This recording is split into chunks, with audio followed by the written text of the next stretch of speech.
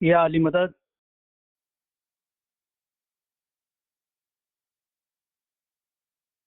मौला अली मदद।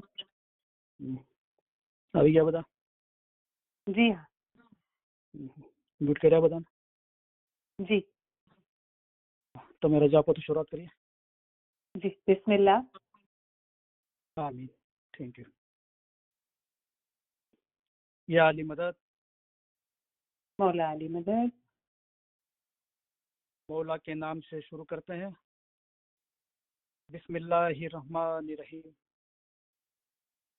शुरू करते हैं अल्लाह ताला के नाम से जो बड़ा मेहरबान और निहायत रहम वाला है। सबसे पहले अली सही अल्लाह मौला मुर्तज़ा अली सही खुदा बिन आलमीन के लाख लाख शुक्रिया अदा करता हूँ। मौला ने एक बार फिर मौका दिया आपके बीच आके इल्म बोलने का। हाज़रीन तमाम इल्म मजलिस के भाई बहन और दुनिया भर के तमाम इस्माइली भाई बहन और जो इल्म मजालिस के काम में खिदमत करते हैं, सबकी मौला नेक उम्मीदें पूरी करे। आमीन। सबको मौला अपने नूर में एक कर देवे। आमीन। कुल रूहानी को मौला असल मुबारक में हासिल करे। आमीन। आज आप अपने इमाम के लिए अपनी वफादारी और प्यार का एक बार फिर इजहार करने इकट्ठे हुए हो। ये मौके पर आपके साथ होने की वजह से हमारी खुशी गहरी और सच्ची है। हमारे सारे ख्यालात, हमारी सारी उम्मीदें, हमारी सारी दुआएं आपके लिए है। तुम में से हर एक को अपने मजहब का गहरा इल्म और सच्ची समझ होनी चाहिए। ये इल्म और समझ दूसरे हासिल करें, इसके लिए जो कोशिश करते हैं और जिन्होंने अपने मजहब को जानने का अपना मकसद बनाया है, उन्हें हम हमारे उम्दा प्यार भरे दुआ आशीष फरमाते हैं। आपका इश्क और ईमान देखकर हम बहुत खुश हुए हैं। ये दुनिया में हमेशा का दुख है, हमको भी दिल में दुख है। हम जब आपकी मोहब्बत देखते हैं तब हमारे दुख भूल जाते हैं। अल्लाह के नाम से शुरू करते हैं, ऐसा हम बोलते हैं। अल्लाह कौन है?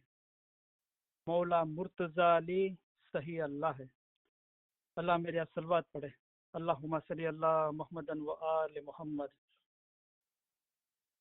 अली सही अल्लाह खुदा बिन हक मौलाना धनी सलामत दातार सरकार आका सुल्तान मोहम्मद शाह इमाम ने फरमाया, ईमान अनमोल चीज है और मौला को प्यारी है। हमारे दादा हजरत मौला मुर्तज़ा अली को मोमिन नुशेरी अल्लाह कहता था। उसे 70 मरतबा कत्ल किया गया, फिर भी वो अली अल्लाह कहता रहा। बाद में हुक्म आया कि सच्चा मोमिन है और उसकी औलाद भी सच्चाई वाली होगी। ये मोमिन और उसकी औलाद को कयामत के दिन जवाबदेही नहीं है। इतना दर्जा इसको उसके ईमान के लिए मिला था। जिसका ईमान गया उसका सब कुछ गया, जिसका ईमान सलामत रहा उसका सब कुछ सलामत रहा। लिहाजा अपने ईमान में कभी भी खलल नहीं होने देना। अल्लाह मेरा सलवात पढ़े। अल्लाहुम्मा सल्ली अला मुहम्मदन व आले मोहम्मद।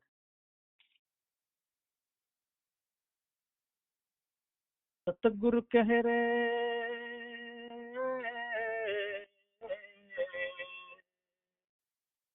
सतगुरु कह रे धर्म तो सचो ईमान लो,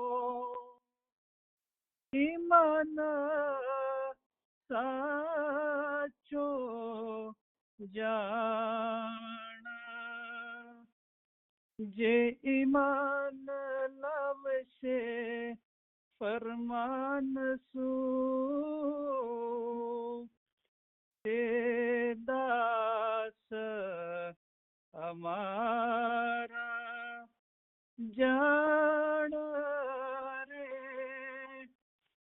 रे भाई ते दास अमारा जाना है जिंदा कायम पाया शाह पीर पाया।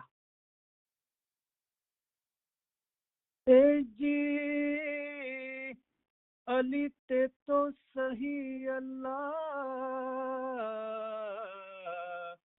कहिए ते माँ ओछो नहीं रे लगा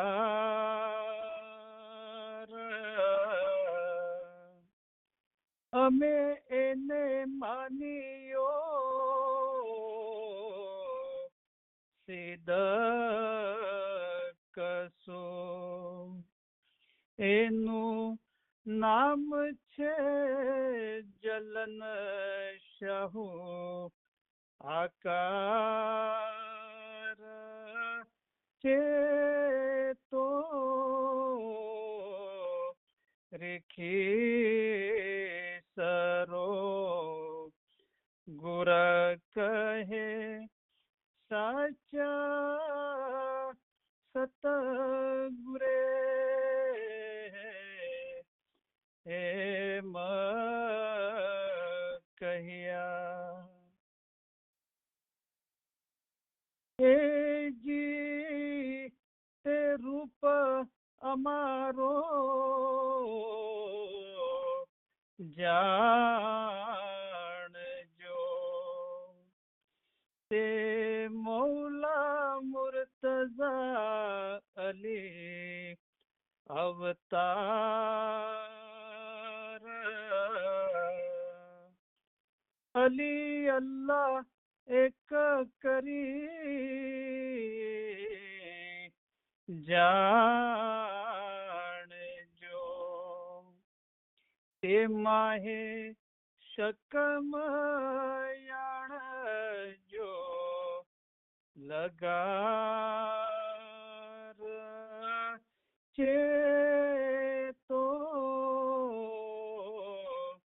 रेखे सरो गुर कहे साचा सतगुरे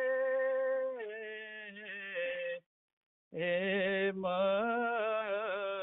कहिया ए जी त्यारे अर्ज कीधी अली जनाब मां तमे सांभळो परवर दिगार अली अल्लाह एक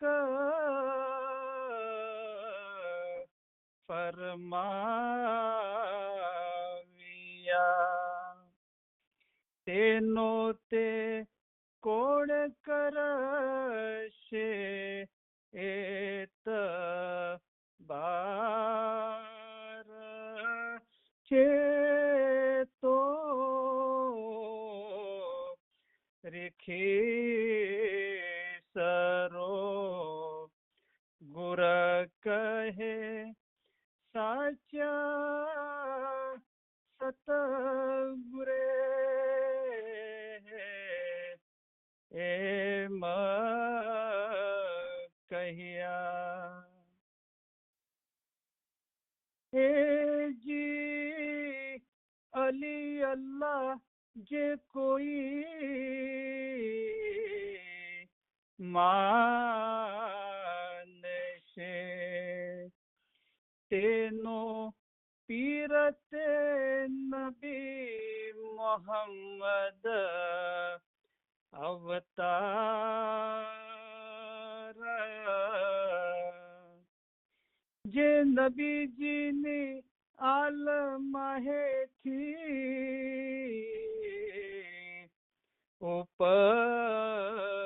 उपजशे ते पीर मुसल्ले सार चेतो रेखे सरो गुर कहे साचा सतगुरे हेम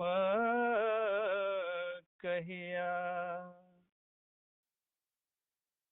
हे जी ईमान अमारू सलामत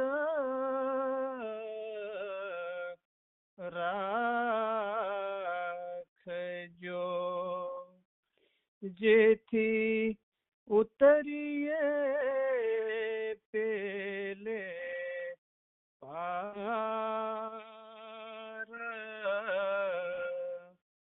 बीजू एटलू अमे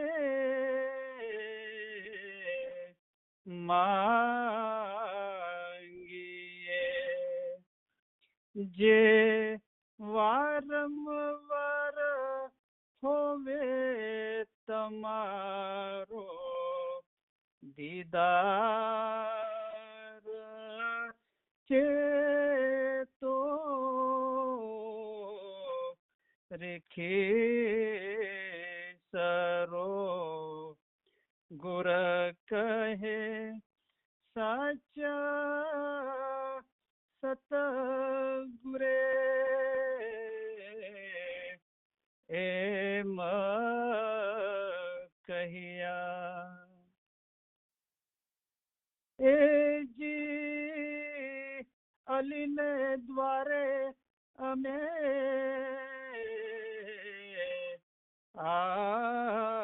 आविया ज्या छूटे सर्वे जीवो ना जंजाल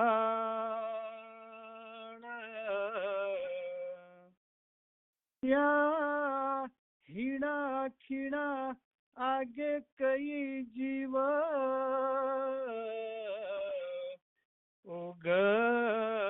उगरिया ते माहे अमारो जीव छे उमेद वार छे तो रेखे सरो गुर कहे साचा सतगुरे एम कहिया है जिंदा कायम पाया शाह पीर पाया या अली बिलुत्फिक अदरिकनी ओ अली तुम्हारी रहमत थी ओ अली आपकी रहमत से हमारी मदद को पहुंचो मौला मुर्तजा अली की मदद हम मांगते हैं मौला मुर्तजा अली कौन है मौला मुर्तजा अली है वो इल्म का समंदर है मौला मुर्तजा अली सही अल्लाह है अल्लाह यानी के खुदा मुर्तजा अली ने फरमाया है कि जिसने अपने आप को पहचाना उसने गोया खुदा को पहचाना हाजर इमाम को पहचान कर जो इबादत करेगा उसकी ही इबादत कबूल होगी काम आएगी और सब कुछ अच्छा होगा तुम्हारा अपना रूह असल मकाम पर पहुंचे वो अच्छा तुम्हारा रूह एक दरिया की मानी है मैं एक समंदर हूँ तुम्हारे रूह का आखिरी सिरा समंदर में यानी मेरे अपने में है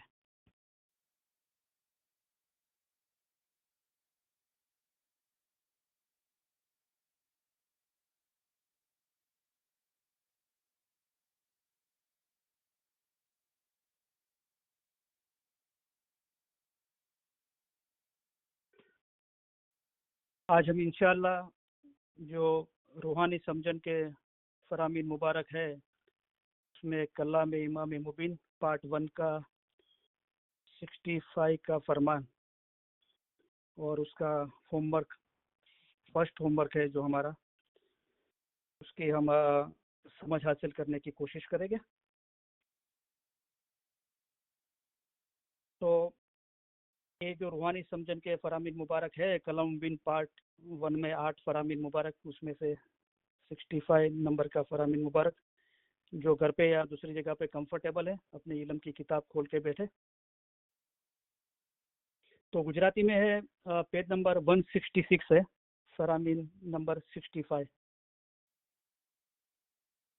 पहला फरमान मुबारक है,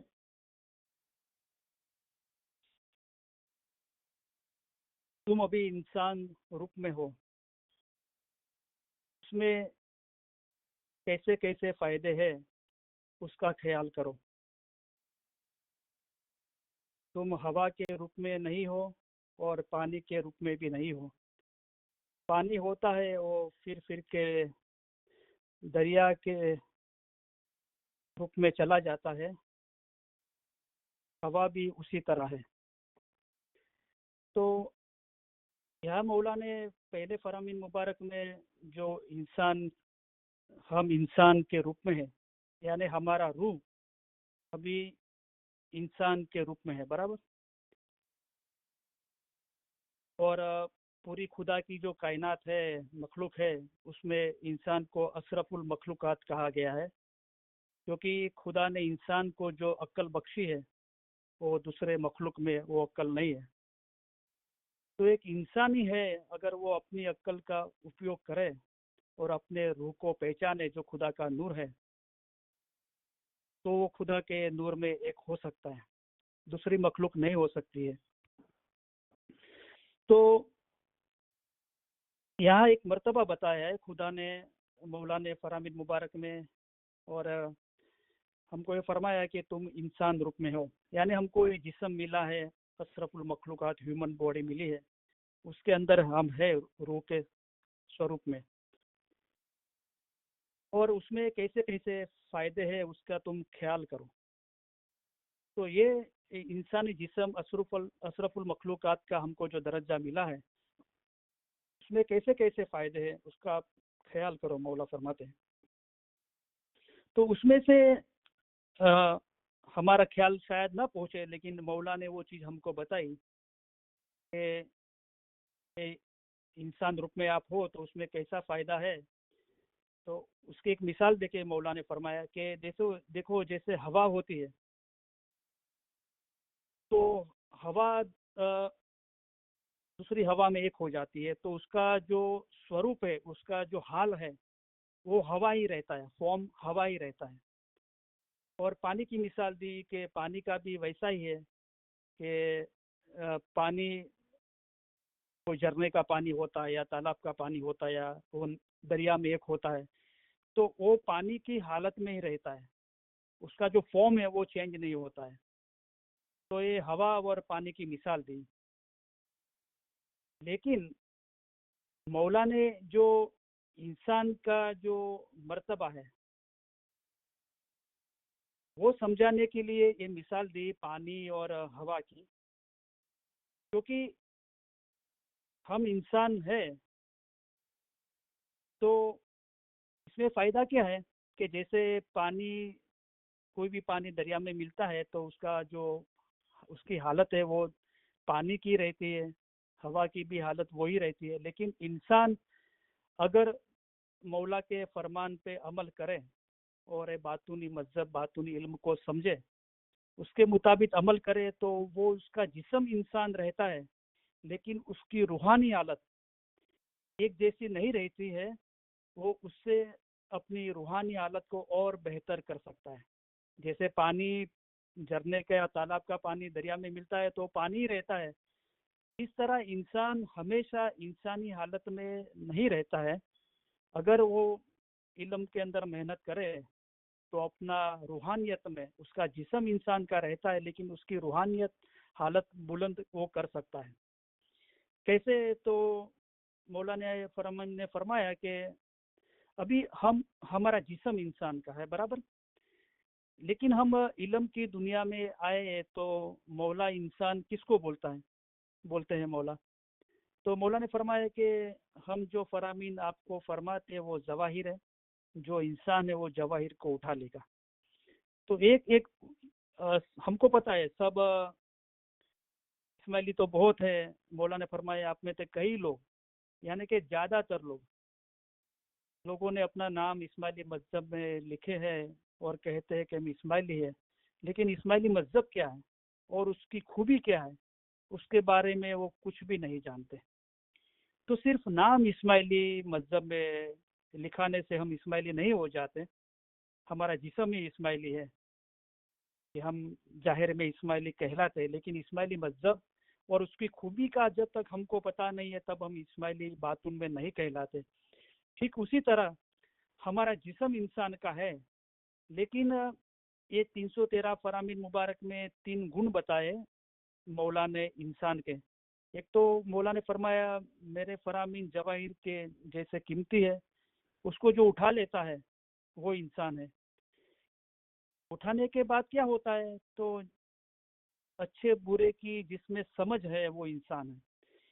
यानी हम हमारे में फरामीन उठाने से, यहाँ उठाने का मतलब ये है कि हम इल्म सुनते हैं या पढ़ते हैं, इल्म के रिलेटेड कुछ भी काम करते हैं, लिखते हैं, याद करते हैं, मनन चिंतन करते हैं, तो उसमें हम गौर करते हैं, उसमें हमारा ध्यान लगता है क्या क्या कहने में आया है। तो उसकी मिसाल ये है कि हमने वो जवाहिर उठा लिया, ऐसा नहीं कि एक कान से सुन के दूसरे कान से निकाल दिया, या अस्तगफिरुल्लाह हमने इल्म को मामूली समझा, मौला के फरमान मुबारक जो नूर है, ऐसा नहीं। तो ये फरामीन जवाहिर रूप में है, उसको उठा लिया तो क्या हुआ, हमें हमारे में अच्छे बुरी की समझ आई। जब हम वो इल्म को ध्यान से हमने पढ़ा, ध्यान से सुना, तभी हमको पता चला कि अच्छा बुरा क्या है। तो मौला ने फरामीन में बताया कि तुम्हारा अपना रूह असल मकाम पर पहुंचे वो अच्छा, तो ये अच्छे बुरी की समझ आती है। तो बाद में वो तय करता है कि मैं ये अच्छी चीज जो मौला ने बताई, यानी मेरा रूह खुदा के नूर में एक हो जावे, वहां तक पहुंचने की कोशिश क्यों न करूं। तो वो उम्मीद करता है, जो ऊपर जाने की उम्मीद रखते हैं, चाह रखते हैं, वो इंसान है। तो ये 3 गुण बताए, तो सिर्फ जिस्म इंसान का मिल गया, लेकिन खुदा ने जो अक्ल दी है वो अक्ल का इस्तेमाल नहीं किया, हमने फरामीन पे सोचा नहीं, गौर नहीं किया, तो ये 3 गुण हमारे में नहीं आए। तब तक हमारा जिस्म इंसान का है, लेकिन हमारा बातून इंसान नहीं हुआ है। अभी ये इंसान बन भी गए तो इसमें आप और भी रूहानी तरक्की हम कर सकते हैं। ऐसा नहीं कि झरने और दरिया का पानी समंदर में मिले तो उसका हाल पानी का ही रहता है, ऐसा नहीं है। तो उससे बेहतर हम क्या कर सकते हैं। तो मौलाना रूमी ने अपनी खुद रूहानी हालत बताई कि, और मौला ने बताया कि मौलाना रूमी कह गया है कि मैं पत्थर था, उसमें से दरख्त में पैदा हुआ, बाद में चुटी में पैदा हुआ, बाद में जानवर में पहुंचा, उसमें से बंदर में पहुंचा, उसमें से मैं इंसान बना हूँ। यानी 3 गुण मेरे में आए बराबर।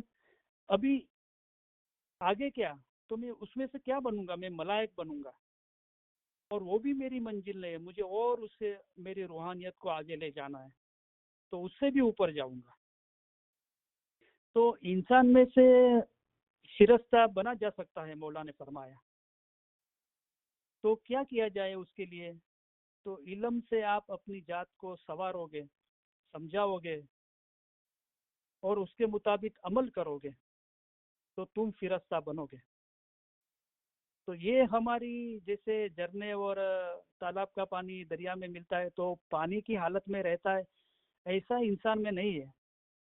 हमको जो खुदा ने अक्ल दी है उसका इस्तेमाल करें, हम मजहब की रूहानियत को इल्म से समझे, तो हम हमारी रूहानियत हालत और बेहतर कर सकते हैं। यानी ये 3 गुण आए हमारे में, उससे हम बेहतर हमारी हालत फिरस्ता की कर सकते हैं। यानी इल्म से अपनी जात को संवारना, यानी कि समझाना, यानी इल्म के रिलेटेड काम करने, इल्म मजलिस में आना, इल्म ध्यान से सुनना, घर पे भी इल्म पढ़ना, होमवर्क दिया जाता है वो करते हैं हम, फरमान लिखते हैं, याद करते हैं, उस पर मनन चिंतन करते हैं। सबसे बड़ी बात है कि इल्म पे सोचना बिगर सोचे समझ में नहीं आता है। इसलिए मौला ने फरमाया कि हमारे फरामीन जो समझ पाएंगे उसको मीठे लगेंगे। मीठे क्यों नहीं लगते हैं? क्यों हमारा दिल इल्म पे नहीं आता है? क्योंकि समझ में नहीं आता है। समझ में क्यों नहीं आता है? कि उसके ऊपर मौला ने फरमाया कि हमारे फरमान पे 2 घंटे सोचना। जब तक सोचेंगे नहीं तब तक समझ में नहीं आएगा, जब तक समझ में नहीं आएगा तब तक वो मीठे नहीं लगेंगे। तो बिगैर सोचने वाला इंसान तो इंसान होने के लायक ही नहीं था, मौला ने फरमाया। तो ये मौला ने एक दिलगिरी बताई कि मैंने आपको इंसान उसलिए बनाया और कल उसलिए बेहतर दी और अशरफुल मखलूकात बनाया, पूरी मेरी मखलूकात में आपको सबसे बेहतर बनाया उसलिए कि आप मेरे फरामीन पे गौर करो, सोचो। अगर आप नहीं सोचते हो तो मौला ने फरमाया कि अफसोस है, मैंने आपको क्यों इंसान बनाया। तो ये इल्म के रिलेटेड जितने भी काम करना है उसकी मिसाल है कि अपनी जात को इल्म से संवारना, अपनी जात को इल्म से समझाना और उसके मुताबिक अमल करना। यानी फरमान की समझ लेके चलोगे तो चोर चोर और शैतान के फरेब में नहीं आओगे। तो उसकी इल्म की समझ सोचने से मिलती है और वो समझ के मुताबिक हमको आगे बढ़ना है रूहानियत में। तो ये बात हुई कि इल्म से आप अपनी जात को संवारोगे, उसके मुताबिक अमल करोगे तो आप फिरस्ता बनोगे। तो हम इंसान से ऊपर हालत में उठे, हमारा रूह ऊपर गया। इल्म वाला रूह दर्जात दर्जात ऊपर जाएगा, एक दद्दर पूरा करके दूसरे दद्दर पर चढ़ पाएगा। यही चीज दूसरे अल्फाज में मौला ने बताई कि इंसान खुदा के साथ ख्याल बांधे तो फिरस्ता बने। तो फिरस्ता पाक है, दिल पाक, दिल यानी कि रूह पाक रखने से मुक्ति मिलती है, नजात मिलती है, आज़ादी मिलती है। तो ये इल्म के रिलेटेड सब काम करना वो खुदा के साथ ख्याल बांधने बराबर है। और उसकी गहराई में मौला ने बताया कि बातूनी इबादत से आप अपने रूह को कसरत दोगे तो तुम फिरस्ता बनोगे। तो ये इल्म से अपनी जात को संवारना, उसके मुताबिक अमल करना, यानी खुदा के साथ अपना ख्याल बांधना, यानी कि बातूनी इबादत करना, जो चंद लोगों को ही पता चलती है, मौला ने फरमाया। और जो अपने रूह की पहचान किए इल्म से, मन अरब का अपनी रूह की पहचान इल्म में है, जो रेन दिन एक कोशिश में लगे रहते हैं कि इल्म से मैं अपने रूह को पहचानूं, उसकी दोस्ती करते हुए उसके आशिक बनते, उनको ये बातूनी इबादत का पता चलता है, जो खुदा को मिलना इबादत पे है।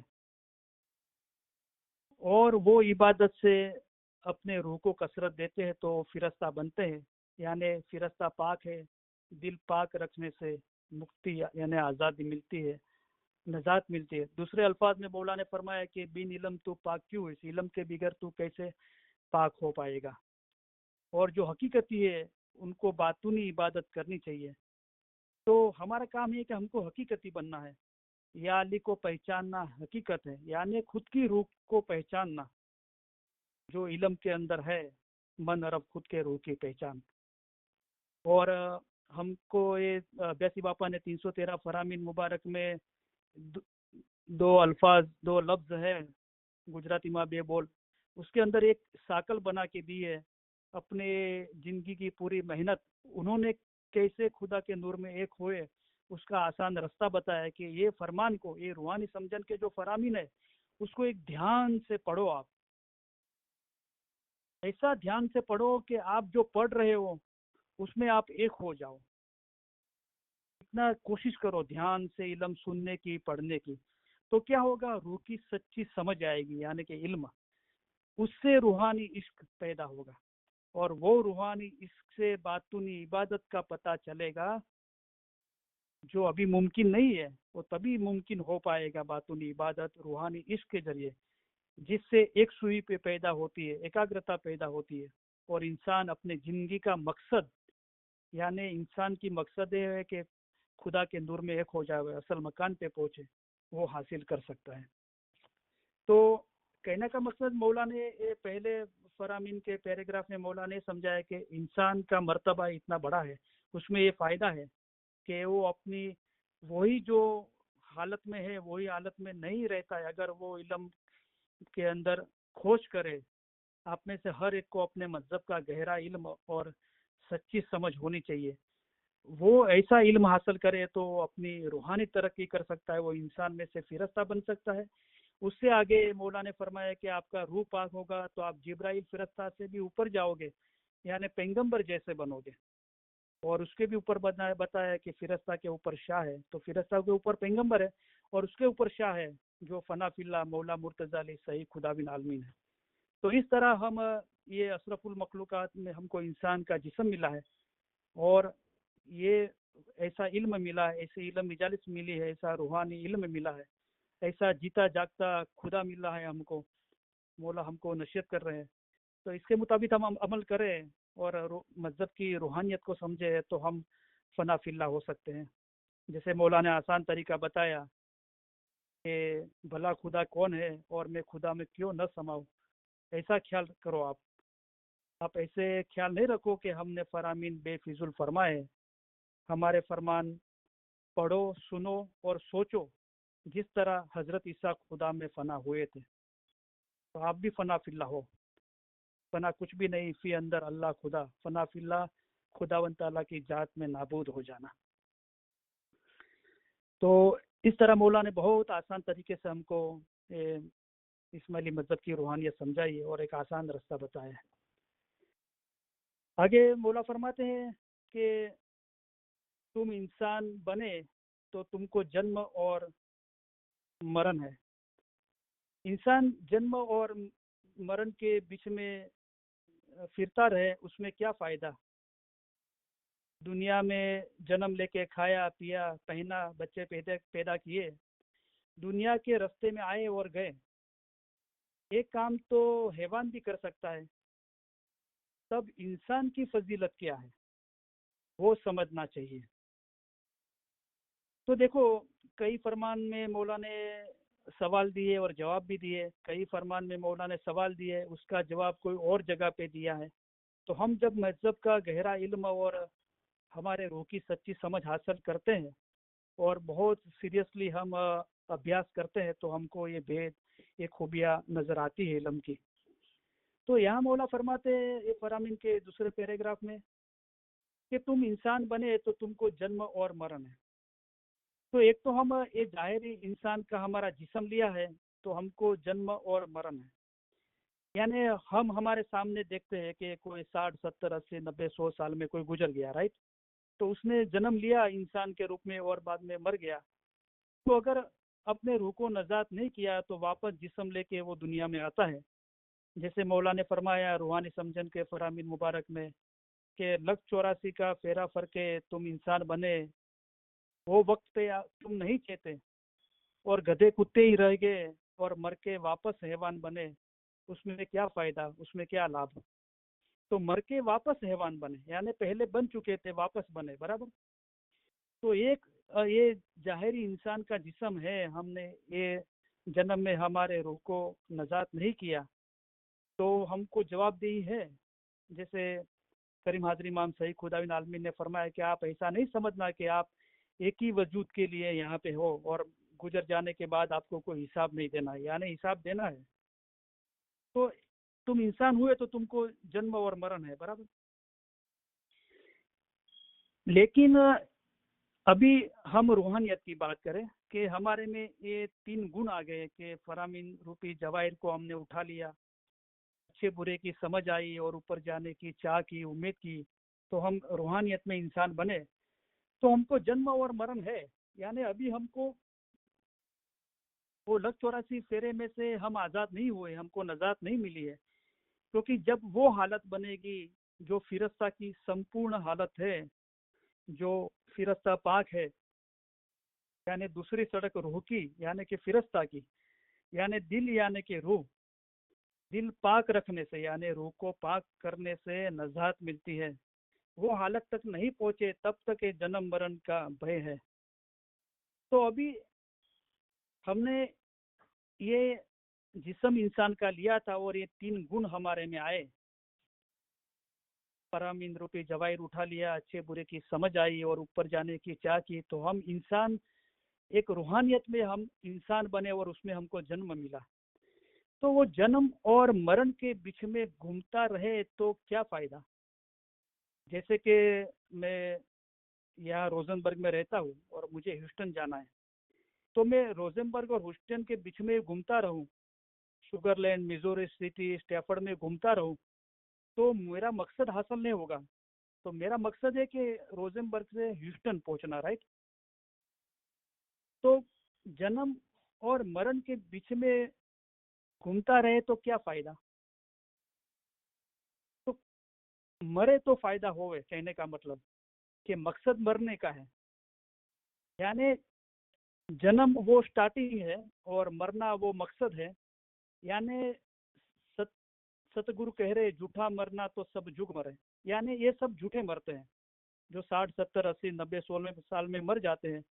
खुदा ना खास्ता कोई डायबिटीज, ब्लड प्रेशर, कोलेस्ट्रॉल या एक्सीडेंट या कोई भी वजह से कोई इंसान गुजर जाता है, तो उसको फिर माँ बाप कहते हैं कि वो तो झूठा मरता है। वो तो सब मरते हैं। तो झूठा मरना तो सब जुग मरे, पर साचा न मरे कोई। तो ये भी कोई मरना है जो जिसको फिर माँ बाप सच्चा मरना बोलते हैं। तो वो क्या है, तो बाद में बताते हैं कि झूठा मरना तो सब जुग मरे, पण साचा न मरे कोई, आ गुर गिना ने जे मरे। हमारे फरामीन वही गिना ने, मौला के फरमान से जो मर गया, ये फरमान के अंदर जो फना हो गया। हमारे फरमान पढ़ो, सुनो और सोचो। जिस तरह हजरत ईसा खुदा में फना हुए थे, वो फना हो गया, एक हो गया, वो इल्म के अंदर मर गया। तो उसने अपनी खुदी इल्म के अंदर गवा दी, एक हो गया इल्म के अंदर, उसको नजात मिल गई। उसको वो मरना फिर माँ बाप समझा, गुर गिना ने जो मरे उसे बहुत मरना न हुए, उसको बार बार मरना नहीं पड़ेगा, उसको वापस जन्म लेके वापस मरना नहीं पड़ेगा। तो अगर हम ये चाहते हैं कि हमको मौला के फरमान के अंदर एक हो जाना है, इल्म मर्तबा दरिया जैसा जिसका वार न पार, बहुत गहरा है बेहद उमदा, उसमें चीज़ा अनंत अपार, जे कोई उसमें गोथा खावे तो गोथा खाओ। इल्म के अंदर एक गोथा खाना मतलब इल्म मजलिस में आना, एक ध्यान से इल्म सुनना, घर पे इल्म पढ़ना, होमवर्क करना, फरमान लिखना, याद करना, मनन चिंतन करना, ये हम गोथा खाते हैं। जैसा मर्जीवा होता है जो मोती हासिल करने के लिए, माणिक हासिल करने दरिया में समंदर में डुबकी लगाता है, उसको वो चीज नहीं मिलती, वापस बाहर आता है, वापस डुबकी लगाता है। इसको कहते हैं कि बार बार कोशिश करना, इसको कहते हैं गोथा खाना। पीर पैगंबर तो गोथा खावे, सबने गोथे खाए हैं, आप भी खाओ, मौला ने फरमाया। गोथा खावे और आप फना हो जावे। अगर इस तरह कोशिश करते रहोगे तो जरूर एक बार कामयाब होगे और फना हो जाओगे, यानी एक हो जाओगे उसमें, उसके अंदर, इल्म के अंदर। सोही अमूलक शाही अपना मोती ऊपर ले आवे।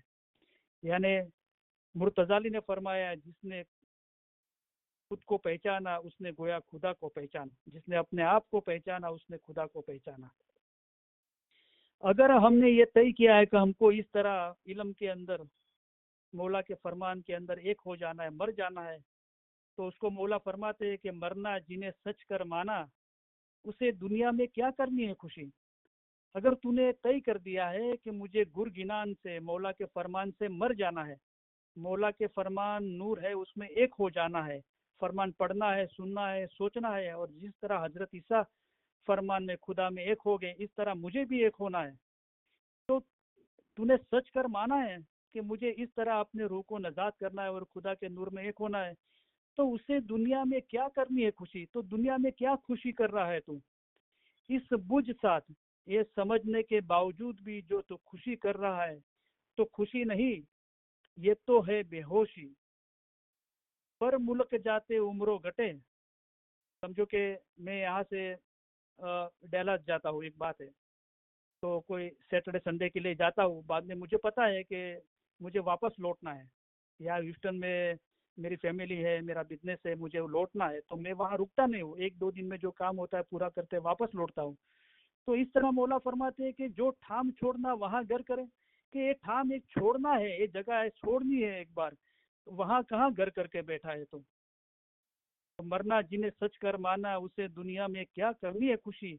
इस बुझ यानी ये समझने के बावजूद भी खुशी करे तो खुशी नहीं, ये तो है बेहोशी।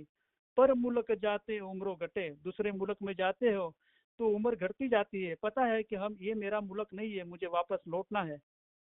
तो पर मुल्क जाते उम्रों घटे, दिल न कहे मुल्क मेरा, हमारा दिल नहीं मानता है कि मेरा मुल्क है।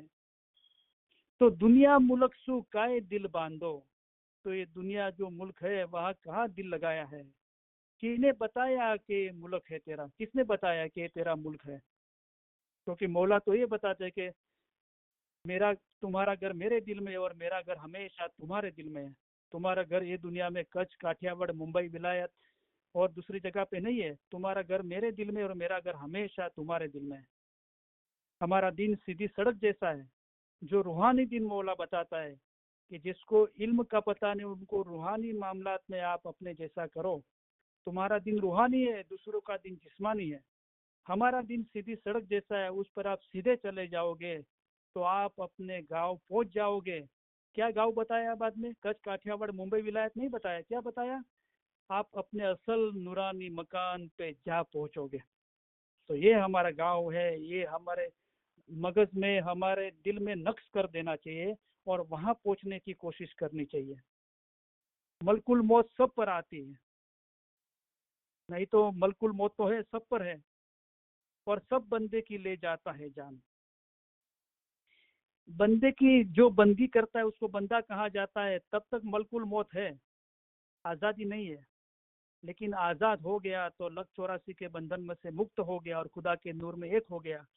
मलकुल मौत सब पर आती है, सब बंदे की ले जाता है जान। इस मरने आगल जो मर चले, तो ये मरने के आगे भी कुछ मरने का है। वो मरकर पावे अमर मकान, ये गुरगिनान से, मौला के फरमान से मर गया, एक हो गया।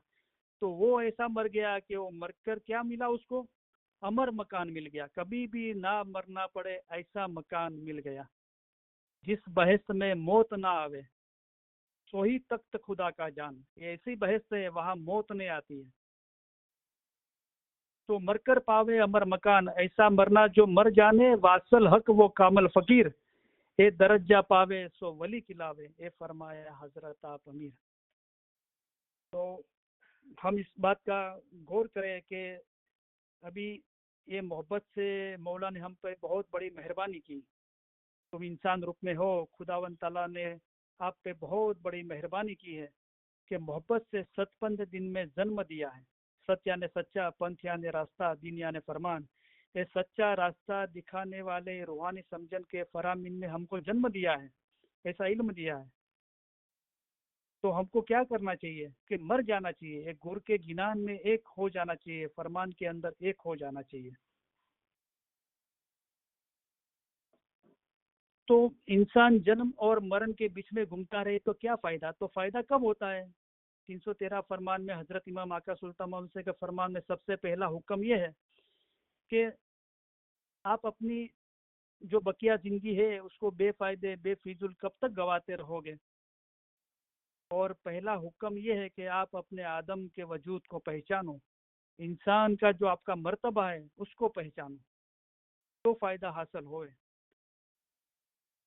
नहीं तो क्या होता है कि दुनिया में जन्म लिया, खाया पिया, पहना और बच्चे पैदा किए, बराबर। तो दुनिया में रास्ते में आए और गए, ये काम तो हैवान भी कर सकता है। जो खुदा की मखलूक है उसमें जो हैवान है वो भी तो ये काम करते हैं, राइट। वो भी ये दुनिया में घूमते हैं, खाते हैं, पीते हैं, अ, बच्चे पैदा करते हैं, तो वो काम तो हैवान भी करते हैं। तुम्हारी फजीलत क्या है। अभी देखो, हम इल्म की दुनिया में आए, इल्म के तो हम क्यों आए।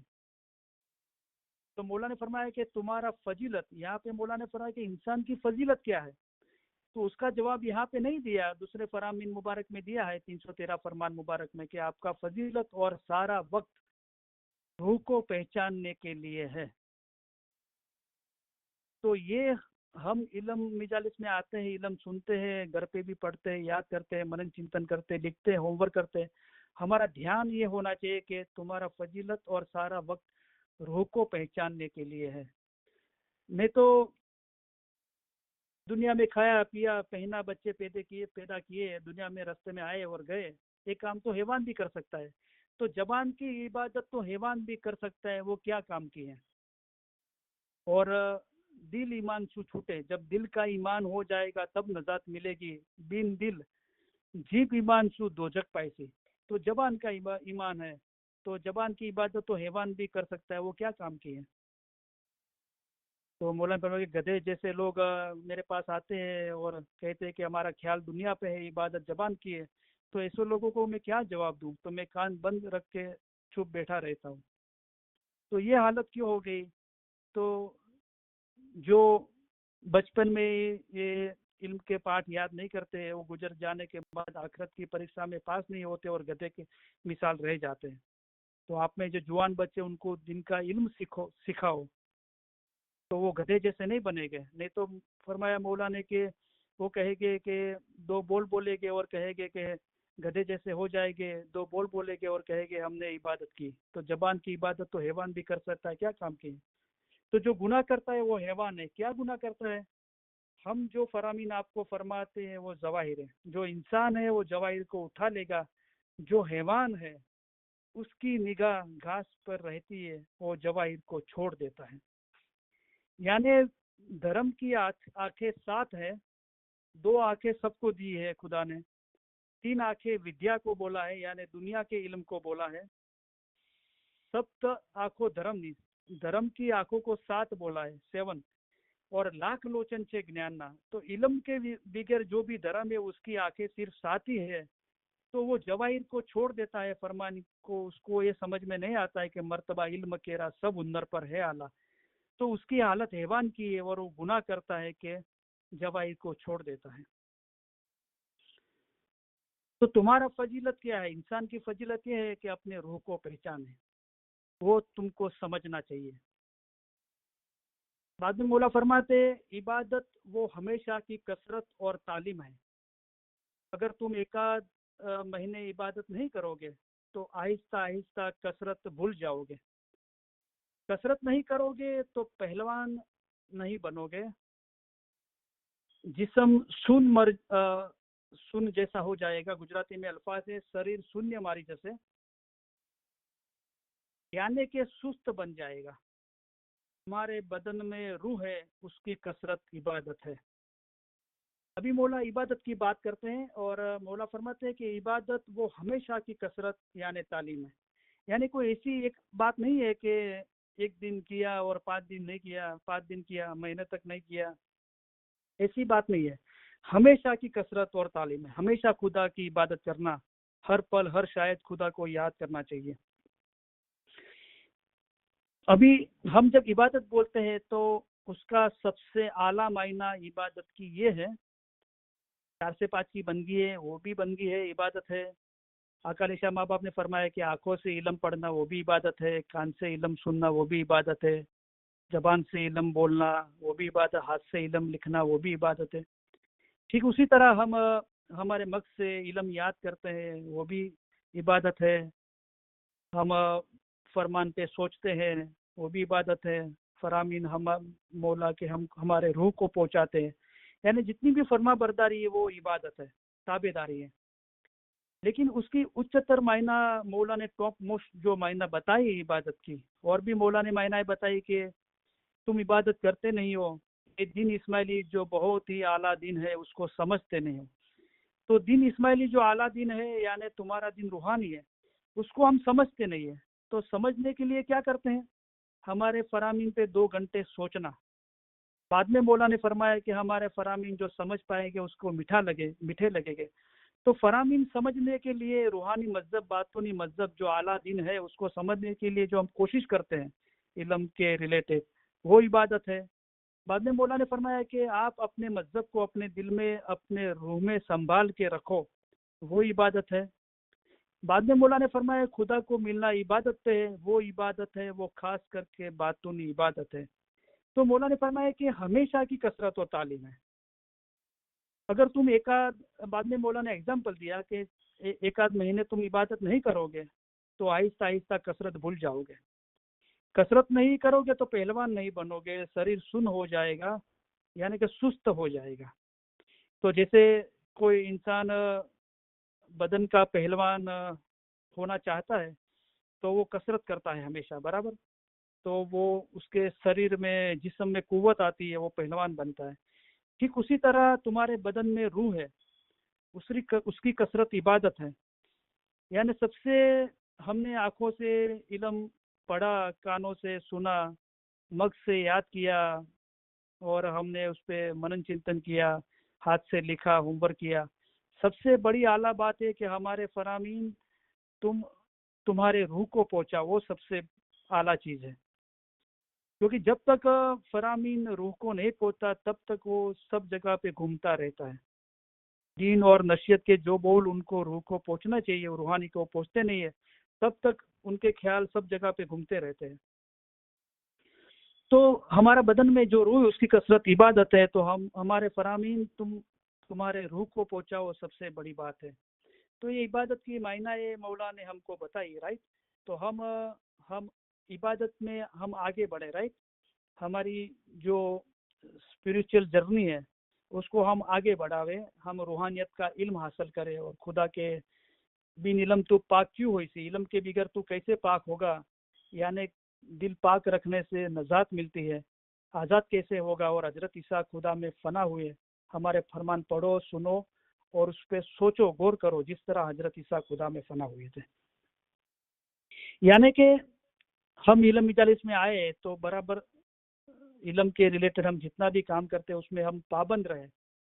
हमेशा की कसरत है, कोई एक दिन की नहीं है कि एक दिन आए बाद में हफ्ते 10 दिन नहीं आए, जब टाइम मिला तो आए, नहीं आए, कोई भी जेन्यून रीज़न नहीं है तो भी हम दुनिया में चले गए। कि भाई ये जो हम चीज़ निगलेक्ट कर सकते हैं, हम किसी को समझा के ना बोल सकते हैं कि भाई मुझे नहीं आना है पार्टी में, कहाँ जाना है, मुझे इल्म मजालिस में जाना है। क्यों जाना है? कि भाई बहुत जन्म ले लिए, अभी और जन्म नहीं लेना है, मुझे तो यही रूह में, यही जन्म में मेरे रूह को नजात करना है, राइट।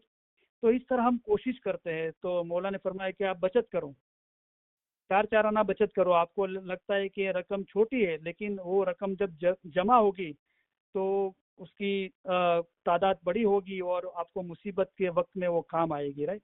तो हमको कोशिश करनी चाहिए कि ये हमेशा की कसरत है। ऐसा नहीं कि एक दिन इल्म मजालिस में आए, एक दिन घर पे होमवर्क किया, पढ़े, बाद में 10-15 दिन नहीं किया, ऐसा नहीं। हमेशा रूह के मोमिन की निशानी क्या है? वो निरंतर हमेशा आगे बढ़ता रहता है, वो रुकता नहीं है, मौला ने फरमाया। तो ये लोग कौन कर सकता है? बाद में मौला ने मिसाल दी कि मंसूर चला हमारे रास्ते पे, तुम्हारे में से जो ज्यादा अक्ल वाले थे। तो ज्यादा अक्ल, हमको ज्यादा इल्म हासिल करना चाहिए। यानी क्वांटिटी की बात नहीं हो रही है, उसकी गहराई तक पहुंचना चाहिए। मजहब का गहरा इल्म और सच्ची समझ होनी चाहिए।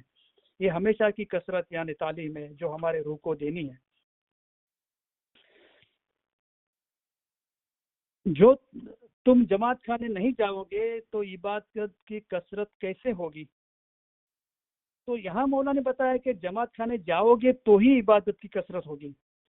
तो करीम हातिम ने फरमाया कि आप अपने जिंदगी के दौरान आप लॉजिक को भी फॉलो करो। उसका मतलब ये नहीं है कि आप अपना ईमान जाने दो। तो हम लॉजिकली सोचे, यानी फरमान हाथ में रख के। तो देखो यहाँ मौला फरमाते हैं कि जमात खाने में नहीं जाओगे तो इबादत की कसरत नहीं होगी। तो इसका मतलब ये हुआ कि जमात खाने जाओगे तो ही इबादत की कसरत होगी, बराबर। तो देखो ताजिकिस्तान में 60-70 साल कम्युनिस्ट गवर्नमेंट थी, तो जमात खाने बंद रहे। तो क्या 60-70 साल किसी ने इबादत नहीं की? ऐसा नहीं है, राइट। हमारा मजहब रूहानी मजहब है। हमने कोविड में भी देखा, पूरी दुनिया में, यहाँ यूएस के अंदर भी जाहिर में जमात खाने बंद थे, तो लोग घर पे इबादत करते थे, बराबर। दुआ भी पढ़ते थे, वो भी इबादत है। सुबह उठ के बंदगी करते थे, वो भी इबादत है। इल्म मजालिस में ऑनलाइन रहते थे, घर पे इल्म पढ़ते थे, ये सारी इबादत हमने घर पे रह के की, राइट। तो इस तरह मौला हमको तर्क करते हैं ना, लॉजिक, तब हमको रूहानियत की फरमान हाथ में रख के हम तर्क करते हैं, लॉजिकली सोचते हैं।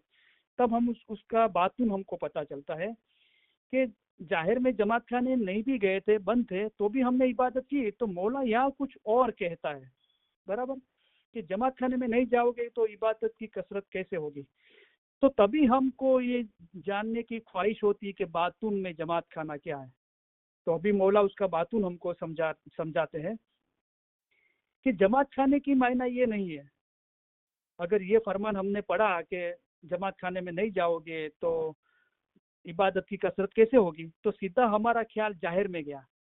तो जाहिरी ख्याल तोड़ने के लिए हमारा मजहब रूहानी मजहब है, वो समझाने के लिए तुरंत ही मौला ने हमको बोला कि तुम जो मायना समझते हो उसकी मैं बात नहीं करता हूँ। जमात खाना की मायना ये नहीं है जो तुम समझ बैठे हो, वो मायना नहीं है। मौला ने अपने मुख मुबारक से एक अल्फाज हमको फरामीन सुनाए, ये मजहब की रूहानियत हमको समझाई कि जमात खाने की मायना एक ये नहीं है कि एक बंगला, बड़ा बंगला करके बैठा, जैसे हम जाहिर में जमात खाना बनाते हैं। अलबत्ता जाहिर में जमात खाना है, लेकिन जाहिर में हम जमात खाना बताए तो एक बड़ा बंगला बनाते हैं, एक इमारत बनाते हैं, बराबर। तो मौला ने फरमाया कि वो मायना नहीं है। अगर हम मायना की बात करते हैं तो मौला फरमाते हैं वो मायना नहीं है, वो कोई कुदरती रचना नहीं है। तो यानी कुदरती रचना है वो जमात खाना है, वो जमात खाने की मायना है, बराबर। जाहिर की जमात खाने की बात मौला ने फरमाई कि जब छोटी जमात होती है तो छोटी जगह चाहिए, वो छोटी जमात में से बड़ी जमात होती है तो उसके लिए बड़ी जमात चाहिए। जैसे हम जानते हैं कि भाई जैसे कि यहाँ पे यूएस में कोई जमात खाने 1000-1200 की कैपेसिटी वाले होते, छोटे होते 500 के भी होते, कोई 3-3,500 जमात। कराची में माशाल्लाह 25,000 तक करीमाबाद जमात खाने में इतनी तादाद में जमात बैठ सकती है, राइट। तो ये छोटी जमात होती है तो छोटी जगह चाहिए, छोटी में से बड़ी जमात होती है तो बड़ी जगह चाहिए। तो ये एक जाहिरी जमात खाने की बात है, राइट। तो उसका मकसद मौला समझाते हैं जाहिरी जमात खाने के कि हमारा मकसद ये है कि जमात खाना एक घर है जो इबादत के वास्ते जरूर होना चाहिए।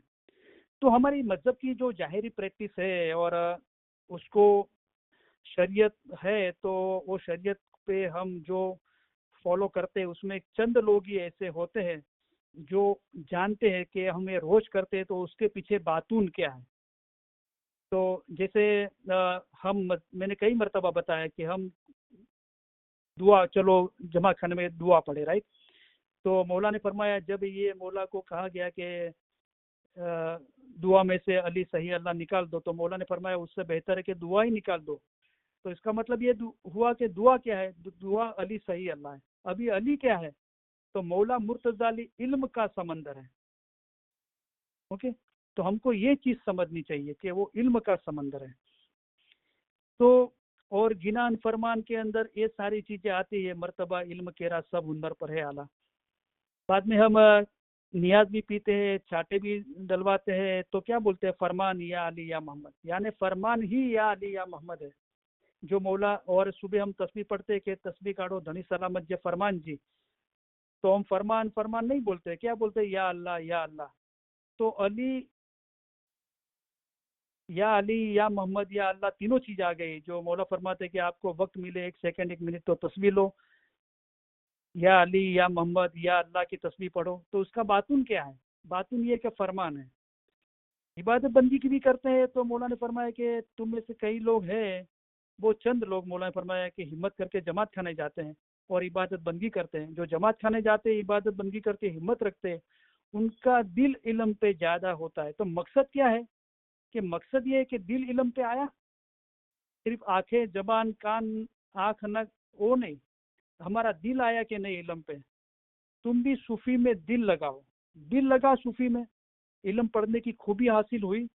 जो मौला मकसद समझा रहा है, जो मौला जो ख्याल में फरमाते हैं वो ख्याल में आ रहा है, तो सारी चीजें हमको उसका बातून यानी फरमान है उस पे ले जाता है। क्योंकि मौला ने खुद पूरी कायनात बनाई है, तो सब चीज पे एक मर्तबा है जिसको कहिए पूरा पूरी। जो भी कायनात बनाई सब चीज को एक एक मर्तबा उसके ऊपर दिया है।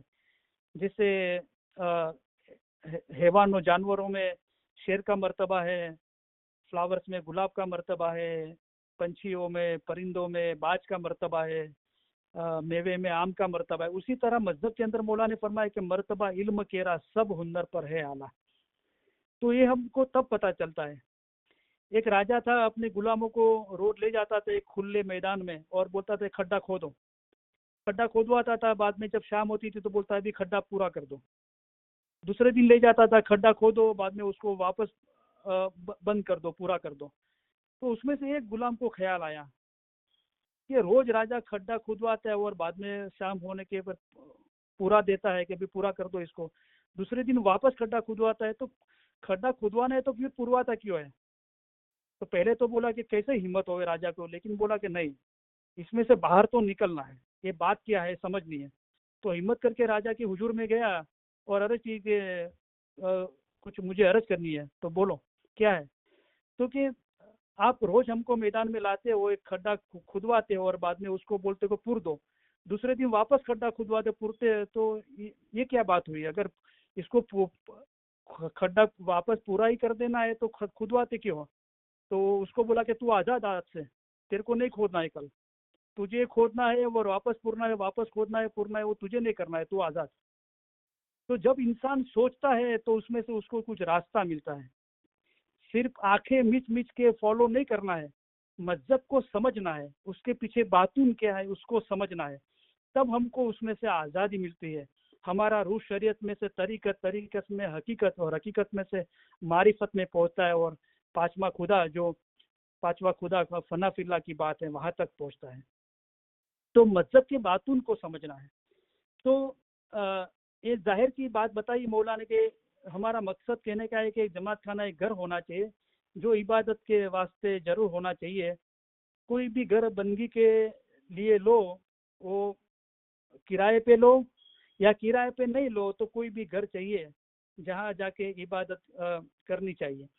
तो एक मजहब की जो शरीयत है उसको पालने के लिए एक इमारत होती है, तो वहाँ जाके हम गिनान फरमान सुनते हैं, दुआ पढ़ते हैं, तस्बीह होती है, बंदगी होती है और हमारी मजहब की क्रिया होती है। लेकिन वहाँ तक रुकना नहीं है, उसके पीछे बातून क्या है उसको हमको जानना है, और बातून फरमान के बिगर हम नहीं समझ पाएंगे। कैसे मैंने ऐसे ये बोल दिया, क्या प्रूफ है उसका? तो मौला ने फरमाया, अभी के ज़माने में तुमको अलग अलग ठिकाने पे किए हुए हमारे फरामीन और पुराने गिनानों का लाभ मिलता है। ऐसा लाभ पहले के वक्त में लोगों को नहीं मिलता था, तो वो दिन से बेखबर होकर शैतानी काम करते थे, और ये दिन के अंदर शरीयत, तरीकत और हकीकत को वो समझ नहीं पाए। तो दिन से बेखबर नहीं होना है, शैतानी काम नहीं करने हैं, और हमारे दिन के अंदर शरीयत, तरीकत और हकीकत को समझना है। तो कैसे समझोगे? मौला ने फरमाया, अभी तुमको लाभ मिलता है पुराने गिनान और मेरे जुदे जुदे ठिकाने पे किए फरमान, तो वो लाभ पहले लोगों को नहीं मिलता था, तो वो लोग ये नई बात नहीं समझ पाए। तो तुम समझो, तुमको ये लाभ मिलता है, तो ये कैसे समझोगे? इल्म से समझोगे, फरमान से समझोगे। तो ये सारी हमारी मजहब की शरीयत हमको फरमान पे ले जाती है, तो हम फरमान पे गौर करें, हमारे मजहब का बातून समझे। फरमान में साहेब है, मौला मुर्तजाली की सना कहते हैं उसमें, इल्म से तो रब पहचाना, मन अरब, खुद के रूह की पहचान इल्म में है। जो मौला चाहता है कि तुम्हारा फजीलत और सारा वक्त अपने रूह को पहचानने के लिए है। रैन दिन मिलो जाए इल्म मिजलस में, तो भेद मुर्शिद बतलावे, खुद के रूह का भेद पहचान। तो इबादत करने में तुमको फायदा है, यानी तुम्हारा शौक और दिल की खूबी बढ़ती जाएगी। उसके पहले हम बातूनी मायना समझे जमात खाने की, कि जो कुदरती रचना है उसको मौला जमात खाने की मायना बोलते हैं। तो जमात खाना खुदा का घर है, मोमिन का दिल है वो खुदावंद ताला का घर है। तो हमारा जो मोमिन का जो दिल है, यानी मुशरक मन तो काफर कहिए, मोमन दिल कुरान। मैं फरमान उसलिए बोलता हूँ कि मैं कुरान बोल के आपका ध्यान उस पर मुझे समझाना पड़ता है बार बार कि उस्मान ने कुरान में फेरफार कर दिया, उसकी बात मैं नहीं कर रहा हूँ। मौला मुर्तजाली जो कुरान लेके मस्जिद में गए और जो अपने साथ में ले गए, वो इल्म मौला मुर्तजाली जो फरमान फरमाते हैं, सब इमाम मौला मुर्तजाली वो फरमान, वो कुरान की मैं बात कर रहा हूँ। तो मोमिन दिल फरमान, यानी हमारा हैवान या इंसान का दिल नहीं बताया, मोमिन, हमारा दिल मोमिन का हो जाता है। यानी इंसान के 3 गुण आए, लेकिन मौला ने फरमाया कि तुम मुझे कहते हो कि हम मोमिन हैं, तो हम पूछते हैं कि हैवान से निस्बत कौन सा हुनर आप में ज़्यादा है? तो 1 घंटे ख्याल करना कि रूह क्या है। इलम के अंदर हम कम से कम 1 घंटा ख्याल करें और वो ख्याल को हम बढ़ाते जावे। हमारे फरमान पे 2 घंटे सोचना, बाद में रूहानी राज ने बताया कि रूह क्या है, वापस रूह कहाँ जाएगी, उसके रिलेटेड आप 2 घंटे सोचो। इस तरह हम उसको आगे बढ़ाते रहे तो हम मोमिन, हमारा दिल मोमिन का बनता है। तभी हमको पता चलता है कि मोमिन के दिल की खूबी है कि मैं उसके दिल में रहता हूँ, यानी फरमान में साहेब है, मोमिन दिल फरमान। तो ये मोमिन का दिल है, वो खुदावन ताला का घर है। तो ये बातूनी जमात खाना मौला बताता है, और वो फरमान रूपी जो जमात खाना है, मौला ने फरमाया जहाँ भी जमात खाना है वहाँ बार बोर्ड लगाना कि सिर्फ इमामी इस्माइलियों के लिए। तो अभ्यासी बापा ने सब फरामीन के बुक के बाहर ये बोर्ड लगाया, 313 फरमान रूहानी रोशनी रूहानी राज, ये बोर्ड लगाया कि सिर्फ इमामी इस्माइलियों के लिए।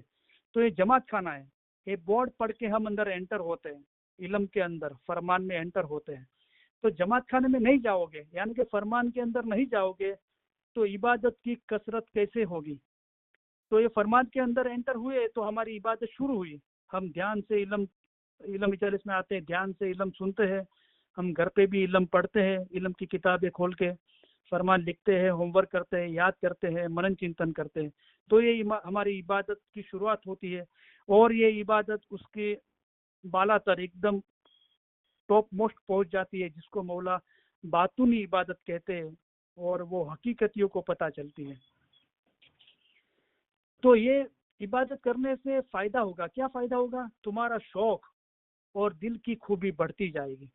जैसे दुनिया में किसी को शौक होता है अच्छे कपड़े पहनने का, अच्छा खाने का, अच्छा घूमने फिरने का, इस तरह इबादत करोगे तो आपको फायदा होगा। क्या फायदा होगा, आपका शौक, यानी वो चीज बार बार करने को आपका दिल होगा, आपका दिल इलम पे आएगा, यहाँ तक कि आप इलम में फना हो जाओ, इतनी मोहब्बत हो जाएगी आपको इलम से। शौक और दिल की खूबी बढ़ती जाएगी, यानी मोमिन दिल फरमान वो उसकी खूबी है, इमाम की खूबी है, वो नूर है। वो नूर जो इलम नूर है, उसकी जो रूहानियत है, खुदा जिसे चाहता है उसे नवाजता है, अपने नूर से, हिदायती नूर से नवाजता है। वो उसका बातून हमको पता चलते जाएगा। हमारे घर की कुदरत और करामत तारीफ जो इल्म में वाकिफगार है वही समझ पाएंगे। तो इस तरह इल्म में मेहनत करने से उसकी समझ हासिल होती है, सोचने से, और समझ हासिल होती है तो वो हमको मीठे लगते हैं, यानी हमारा दिल का शौक और खूबी बढ़ती जाती है। रेन दिन इल्म मजलिस में जाने की हमारी चाह बनती है कि हमेशा इस नूर में रहवे। जो पीरों ने एहसास किया कि माहे वर्षे अमृत नूर, मेरे दिल के अंदर नूर की बारिश हो रही है, और हमको फरमाते हैं कि तमे नूर माहे खेल जो रे लोग, तमे अमीरस पीजो दिन ने रात। तो हम तो जाहिर में शुक्रवार या चांद्रात या कोई बड़े दिन को या सुबह नियाज पीते, अमीरस पीते। तो यहाँ तो पीरों ने फरमाया तमे अमीरस पीजो दिन ने रात, रात और दिन अमीरस पियो। तो हमको ख्याल करना चाहिए कि ये कौन से अमीरस की बात कर रहे हैं। तो रेन दिन, दिन रात, यानी अमीरत पीजो दिन ने रात, रेन दिन मिलो जा इलम मजलस में, ए इलम जो नूर है वो पियो आप, और आप नूर में खेलो। और अपना अनुभव बोलते हैं पीर माँ बाप कि क्या जगमग जगमग थाय से के वर्षे से मोती रहे, वहाँ रोशनी हो रही है। तो क्या हो रहा है कि मोती बरस रहे हैं। कौन से मोती बरस रहे हैं, जब हम फरामीन के लिए मुंह खोलते हैं तो मोतियों के ढेर देते हैं, मौला ने फरमाया। वो नूर की बारिश हम महसूस करेंगे 24 घंटे हमारे दिल में। आगे मौला फरमाते हैं तुम होशियारी रखो और हक से चलो। होशियारी रखो, तो होशियारी है वो इलम के अंदर वो पहला स्टेज है, वो शरीयत का है, इलम की शरीयत है।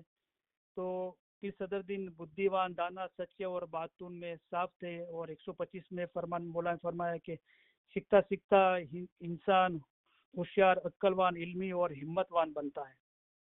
तो शरीयत, तरीकत, हकीकत, मारिफ और पांचवा खुदा। तो ये जब तक हम इल्म पे सोचते नहीं, सिर्फ इल्म मजलिस में आके सुनते हैं, या हम घर पे इल्म पढ़ते हैं, बोलते हैं, लिखते हैं, याद करते हैं, लेकिन जब तक हम सोचते नहीं है तब तक तरीकत की शुरुआत नहीं होती है। तो इल्म पे सोचना यानी सूफी में दिल लगाना वो तरीकत है। वहाँ तरीकत की शुरुआत होती है, तब तक इल्म की शरीयत है।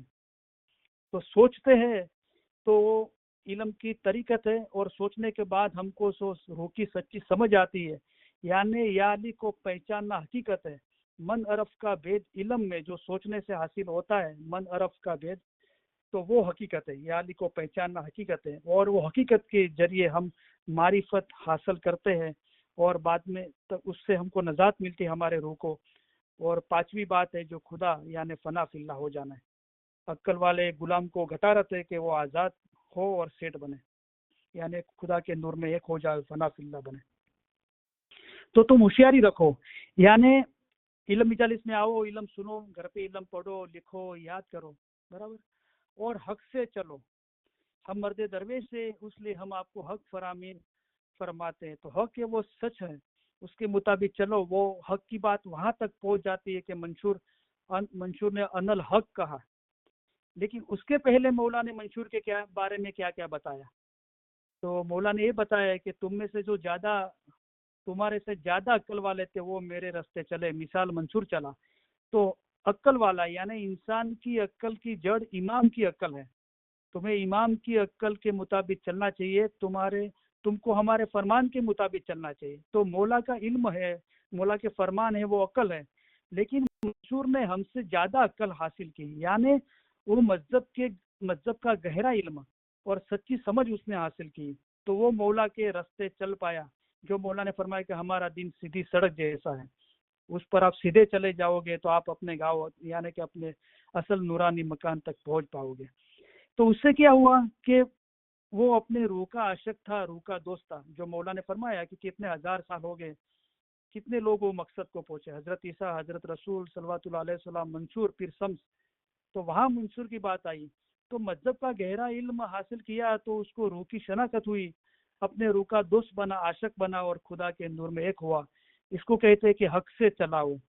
तो बोल उठा कि अनल हक, मेरे और खुदा में कोई जुदाई नहीं है।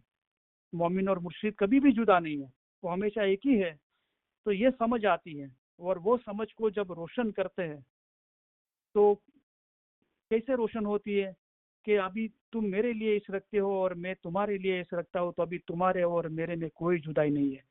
कलाम खुदा का याद करो, नित पढ़ो। जो याद किया उसको नित हमेशा पढ़ने से, ये 313 फरमान मुबारक और 33.5 कलाम जो हमने याद किया उसको नित हमेशा पढ़ने से, जो तुम दिल वसे रब का ने, मौला का रूहानी इश्क हमारे दिल में बस जाता है। तो वो रूहानी इश्क में एक स्टेज ऐसा आता है कि प्रेम रस अति रस मिठड़ा ने जे कोई देखे चाक, स्वाद जो पावे सिर लगी तेनो हेड़ू देवे शाक, पूरी प्रीते पीयू मिले, वो उसकी बुलंदी तक पहुंच जाता है। स्वाद जो पावे सिर लगी, तो ये वो इसके अंदर एक एहसास होता है। क्या एहसास होता है कि जुदाई खत्म हो जाती है, कोई जुदाई नहीं है मौला और हमारे बीच में, वो जुदाई खत्म हो जाती है। वो एहसास हुआ मंसूर को, तो अनल हक बोल उठा, बराबर। पहले उसको वो समझ आई इल्म से, और उसने वो समझ को रोशन किया, तो वो हक से चला। इंसान के दिल में ऐसा नहीं होना चाहिए कि चंद दर्जा तक पहुंच के वो रुक जावे। तो मोमिन की निशानी ये है कि एक वक्त में राजी नहीं हो जाता है। तो हम इंसान हमने जो देखा कि 3 गुण हमारे में आए 313 फरमान मुबारक में। हमने देखा कि फरामीन रूपी जवाहिर को उठा लिया, अच्छे बुरे की समझ आई, और ऊपर जाने की चाह की। तो अभी हमारे दिल में ऐसा नहीं हो जाना चाहिए कि हम चंद दर्जा तक पहुंचे और हमने खुशी मान ली कि हम वहां पे रुक गए, क्योंकि वो रुके मोमिन की निशानी नहीं है। रुके मोमिन हमेशा निरंतर आगे बढ़ते ही रहते, वो रुकते नहीं है। अगर हम रुक गए तो हम रुके मोमिन नहीं है। यानी मंसूर को रूह का मोमिन बोला, उसने ज्यादा इल्म हासिल किया। यानी क्वांटिटी की बात नहीं हो रही है, इल्म की गहराई, रूह की सच्ची समझ हासिल की। तो दरज्जात आगे बढ़ना चाहिए। जो आगे आएगा कि जिब्राइल फिरस्ता से भी, और उसकी दरजा, और हमने पढ़ा कि जिब्राइल फिरस्ता से भी ऊपर जाओ के पैगंबर, और उसके ऊपर शाह यानी फना फिल्ला का दरजा है। तो हमको आगे बढ़ना है, बराबर। तो ये सारी चीजें हमको इल्म से ही पता चलती है। तो मोमिन की निशानी ये है कि एक वक्त में राजी नहीं हो जाता है।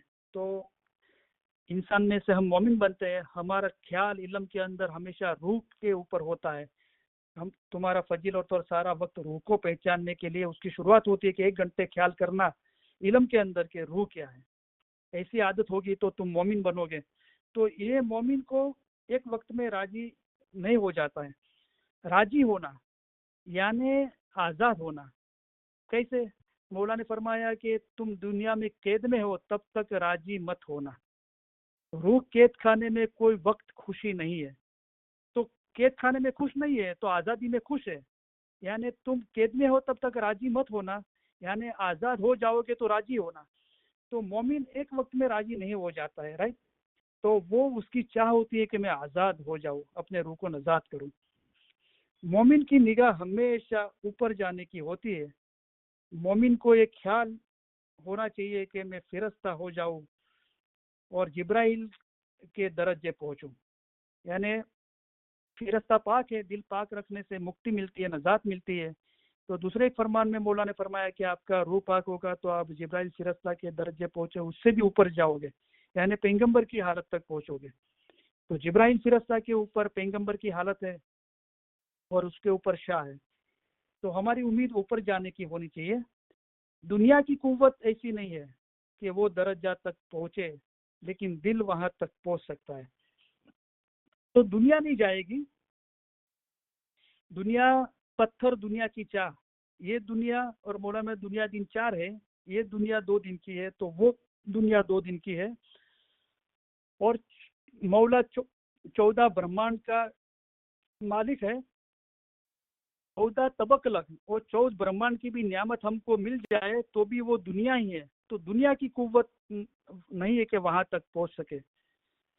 तो पैसा और दुनिया की नियामत है वो खरे सही फतेहमंदी से बहुत दूर है, बराबर।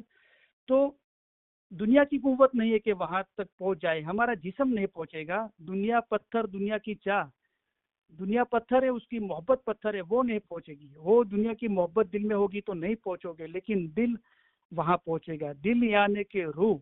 हमारा दिल मोमिन का हो जाएगा। मोमिन दिल फरमान, हमारा दिल ही फरमान हो जाएगा। फरमान पढ़े दिल रोशन होवे, मोमन दिल बहुत होवे सुख। बहुत फरमान पढ़े तो लालच घटे, कि लालच दिल को बड़ा है दुख।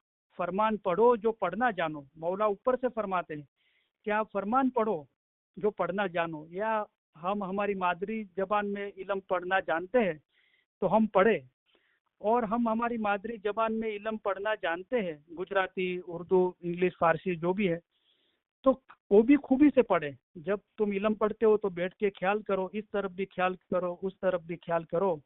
जब तुम बहुत बहुत ख्याल पहुंचाओगे तो उसमें से यानी इल्म में से थोड़ा बहुत समझ पाओगे। फरमान पढ़ो जो पढ़ना जानो, नहीं तो सुनो रब का कलाम। और सुनना भी जो न पाओ किसी से, तो हरदम लियो खुदाए रसूल का नाम। तो हमको मुशरक मन तो काफर कहिए, मोमन दिल कुरान, मोमन दिल फरमान, यानी हमारे दिल को पढ़ना है। दिल यानी रूह। खुद के दिल में खुद के रूह के यानी खुदा के नूर को देखो, मेरे नूर को देखो। खुदा का नूर का दिया आपके अंदर है। तो खुदा तहकीक हस्ती रखता है, हमारे दिल में शाहिदी देता है, गवाही देता है। अच्छे काम और बुरे काम की हमको समझ देता है कि अच्छा काम है तू काम, ये काम कर, ये बुरा काम है मत कर। तो वो खुदा की आवाज़ जो नूर है, हमारा रूह की आवाज़ हमको समझनी है, पढ़नी है, बराबर। और हमको इल्म भी पढ़ना है। और अगर वो नहीं करते हैं तो सुनो किसी से, बराबर। और सुनना भी जो ना पाओ किसी से, तो हरदम लियो खुदा रसूल का नाम। और अगर वो भी नहीं करते हो, पढ़ते भी नहीं हो, सुनते भी नहीं हो, तो मौला ने फरमाया कि 1 सेकंड मिले 1 मिनट मिले तो तस्बीह लो, या अली या मोहम्मद या अल्लाह कहो, पाक इमामों के नाम पढ़ो, बराबर। लेकिन मौला हमसे जो बेहतर में बेहतर है रूहानियत में, वो मौला हमको समझाते हैं। कलाम खुदा का है दिल की दारू, कलाम पढ़ने से दिल सही होवे चंगा। चंगा यानी तंदुरुस्त होता है, हेल्दी होता है हमारा दिल। कलाम खुदा का है दिल की दारू, कलाम पढ़ने से दिल सही होवे चंगा। क्या चंगा होता है, क्या तंदुरुस्त होता है, क्या हेल्दी होता है? दिल रोशन होवे नूर नूरानी। हमारा दिल नूर से, मौला के फरमान रूपी नूर से नूरानी हो जाता है, रोशन हो जाता है। जो गुनाह स्याही से रंगा, जो पहले गुनाह के स्याही के धब्बों से रंगा हुआ था, काले दागों से, वो अभी नूर से नूरानी हो गया। जो पहले गुनाह स्याही से रहे, मौला हमको भाई कहते हैं, हमारे कंधों पे मौला अपने हाथ मुबारक रखे हमको समझाते हैं, भाई सब दर्द की दारू थी, पर दिल के दर्द की दारू है ये। अगर तेरे दिल में ये दर्द पैदा हुआ है कि मैं मेरे रूह को नजात करूँ, खुदा के नूर में एक करूँ, तो तेरे लिए ये दवा मैंने रखी है, कलाम खुदा का याद करो। इल्म इतना जो हम 313 फरामीन मुबारक में हजरत इमाम आका सुल्तान का फरामीन याद कराते हैं और 33.5 कलाम याद कराते हैं। कलाम खुदा का याद करो। याद किया तो पहली वक्त का बंदगी का जो हुक्म है उस पर अमल नहीं करोगे और उससे ज़्यादा काम की आशा रखोगे, बड़े काम की, तो बराबर नहीं है। तो याद करो, जिसने याद किया है वो हमेशा पढ़ो, यानी मनन चिंतन करो, उस पर गौर करो। कब तक करो? जब तक रूहानी इश्क आपके दिल में बस न जावे, तब तक। कलाम खुदा का याद करो, नित पढ़ो, तुम दिल वसे रब का ने। इस तरह रूहानी इश्क आपके दिल में बस जाएगा। तो उम्मीद हमेशा ऊपर जाने की होनी चाहिए, और मैं फिरस्ता बनूं, जिब्राइल फिरस्ता के दर्ज, उससे ऊपर मौलाना को पैगंबर की हालत, ऊपर फनाफिल्ला की हालत बताई, बराबर। तो दुनिया की कुव्वत नहीं कि वहाँ पहुँच, लेकिन दिल यानी कि रूह वहाँ तक पहुँच सकता है, बराबर। इंसान की मकसद ये है कि इंसान का रूह खुदा के नूर में, इंसानी मकसद ऐसे है कि असल मकाने पहुँचे। तो रूह का भी समंदर है, रूह भी वहाँ पहुँचेगा, यानी असल नूरानी मकान पर जा पहुँचेगा। तुम दिल से चौकसाई करो और पाक बनो। तो हम दिल से तय करें और चौकसी करें और हम पाक बने। तो बिन इलम तो पाक क्यों हुई से? इलम से हम हमारे दिल पाक हो गए।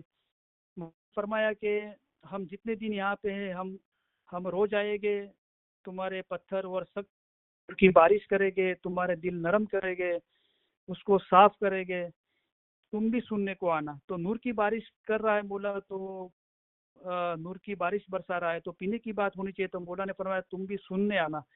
तो ये नूर जो हिदायती नूर है, फरामीन है, वो हम हमेशा जितने दिन है वो मौला ने एक लिमिट में कर दिया कि जितने दिन हो उतने ही दिन, लेकिन हम हमेशा रेन दिन मिलो जाए इलम मिजलस में रहेंगे, तो इससे हमारा दिल नूरानी होगा, दिल पाक और साफ होगा, और हमारे दिल पाक रखने से दिल यानी कि रूह से नजात मिलती है।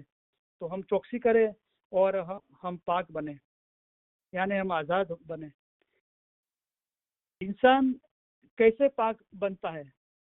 तो मौला ने फरमाया कि आँख, कान, नाक, मुंह सब पाक हो तो रूह ऊपर चढ़ता है। तो हम आंखों से इल्म पढ़ते हैं, हमारी आंखें पाक होती है, कान से इल्म सुनते हैं, हमारे कान पाक होते हैं, नाक से यानी सांस उसास से समरन कर ले, हम रेन दिन इल्म मिलस में जाते हैं, इल्म पे सोचते हैं, याद करते हैं, तो हमारा हमारा नाक पाक होता है, हमारा मुंह पाक होता है, हमारी जबान हम इल्म बोलते हैं खुद के लिए और दूसरों के भी करते हैं। तो ये सब चीज़ पाक होती है तो रूह ऊपर चढ़ता है। तो ये सब चीज़ में एक चीज़ हमको समझनी है कि जिन्हें दिल दिया थे, हम आपके पास है तो माल मांगते, नहीं तो जान मांगते, सिर्फ आपका दिल मांगते। दिल यानी कि रूह।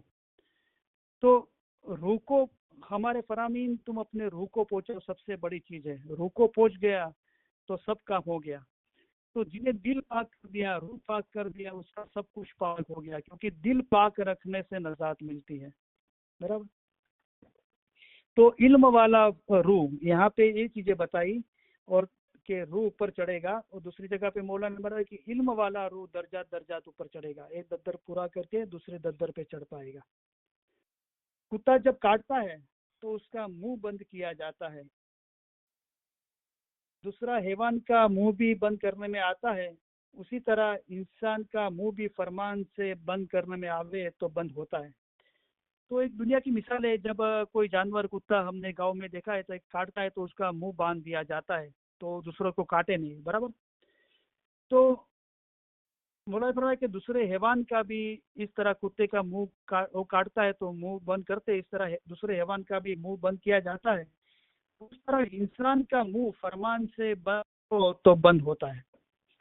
तो दुनिया का तलबगार कुत्ता है, अकाली साहब बाबा फरमाया, तो क्या करता है कि दुनिया के तलब वाले खुद को नुकसान करते हैं, रखते हैं, यानी एक दूसरों को भी दुनिया की मोहब्बत ही पहनाते हैं, राइट। और हैवान की बात की तो हम जो फरामीन तुम्हें फरमाते हैं वो जवाहिर है। जो इंसान है वो जवाहिर को उठा लेंगे, जो हैवान है उनकी निगाह घास पे रहेगी और जवाहिर को छोड़ देंगे। तो एक दुनिया की मिसाल है कि कोई कुत्ता या हैवान काटता है तो उसका मुंह बंद किया जाता है।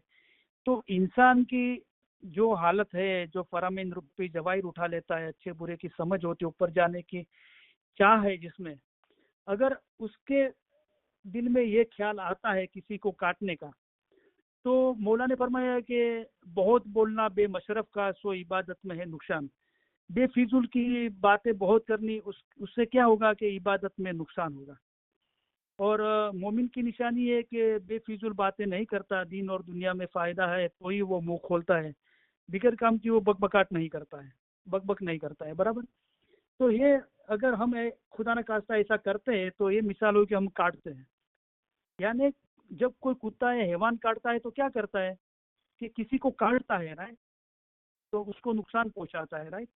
तो ऐसे अगर वो इंसान है तो जैसे कुत्ते फरमान का मुंह बंद किया जाता है, इस तरह इंसान को आप फरमान से समझाओ तो उसका मुंह बंद हो जाता है, यानी वो काटना छोड़ देता है। हकीकती इंसान और हैवान का फर्क ये कि इंसान का मुंह नहीं बांधो तो भी वो काटता नहीं है। यानी ये अभी इंसान के साथ में हकीकती अल्फाज आ गया, बराबर। तो ये जो हमारे फरमान पे अमल करते वो हकीकती मोमन है, तो वो हकीकती के वो अमल के गुण आ जाते हैं इंसान के अंदर। तो हकीकती इंसान और हैवान में फर्क क्या होता है कि हैवान का मुंह बंद करना पड़ता है किसको काटता है, राइट। लेकिन हकीकती इंसान के बारे में ये कहा गया कि अगर उसका मुंह नहीं बांधो तो भी वो नहीं काटेगा। क्योंकि जब कोई भी बदअमल होता है तो पहले हमारे दिल में ख्याल आते हैं बुरे और बाद में उसको एक्शन में आता है, राइट। लेकिन यहाँ हकीकती इंसान की ये हालत बताई कि उसका मुंह बांधना नहीं पड़ता है फरमान से, वो खुद ही समझ जाता है। वो नहीं बांधते हो फरमान से, उसको नहीं समझाते हो तो भी वो नहीं काटेगा किसी को। हकीकती का दिल किसी को काटने को चाहता नहीं है, वो काटने में खुशी नहीं है। लेकिन पूरी दुनिया में ऐसे बहुत कम लोग मिलेंगे। खाली जवाब आपने फरमाया हकीकती पहले से ही कम है। जो एक काली गाय होती है उसकी पेशानी पे सफेद टीका होते हैं, इसमें हकीकती है। तो यहाँ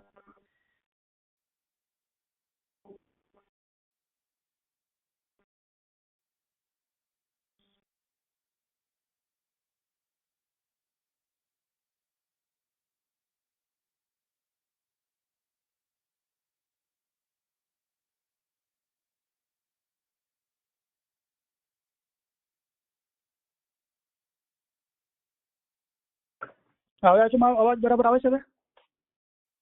हेलो हेलो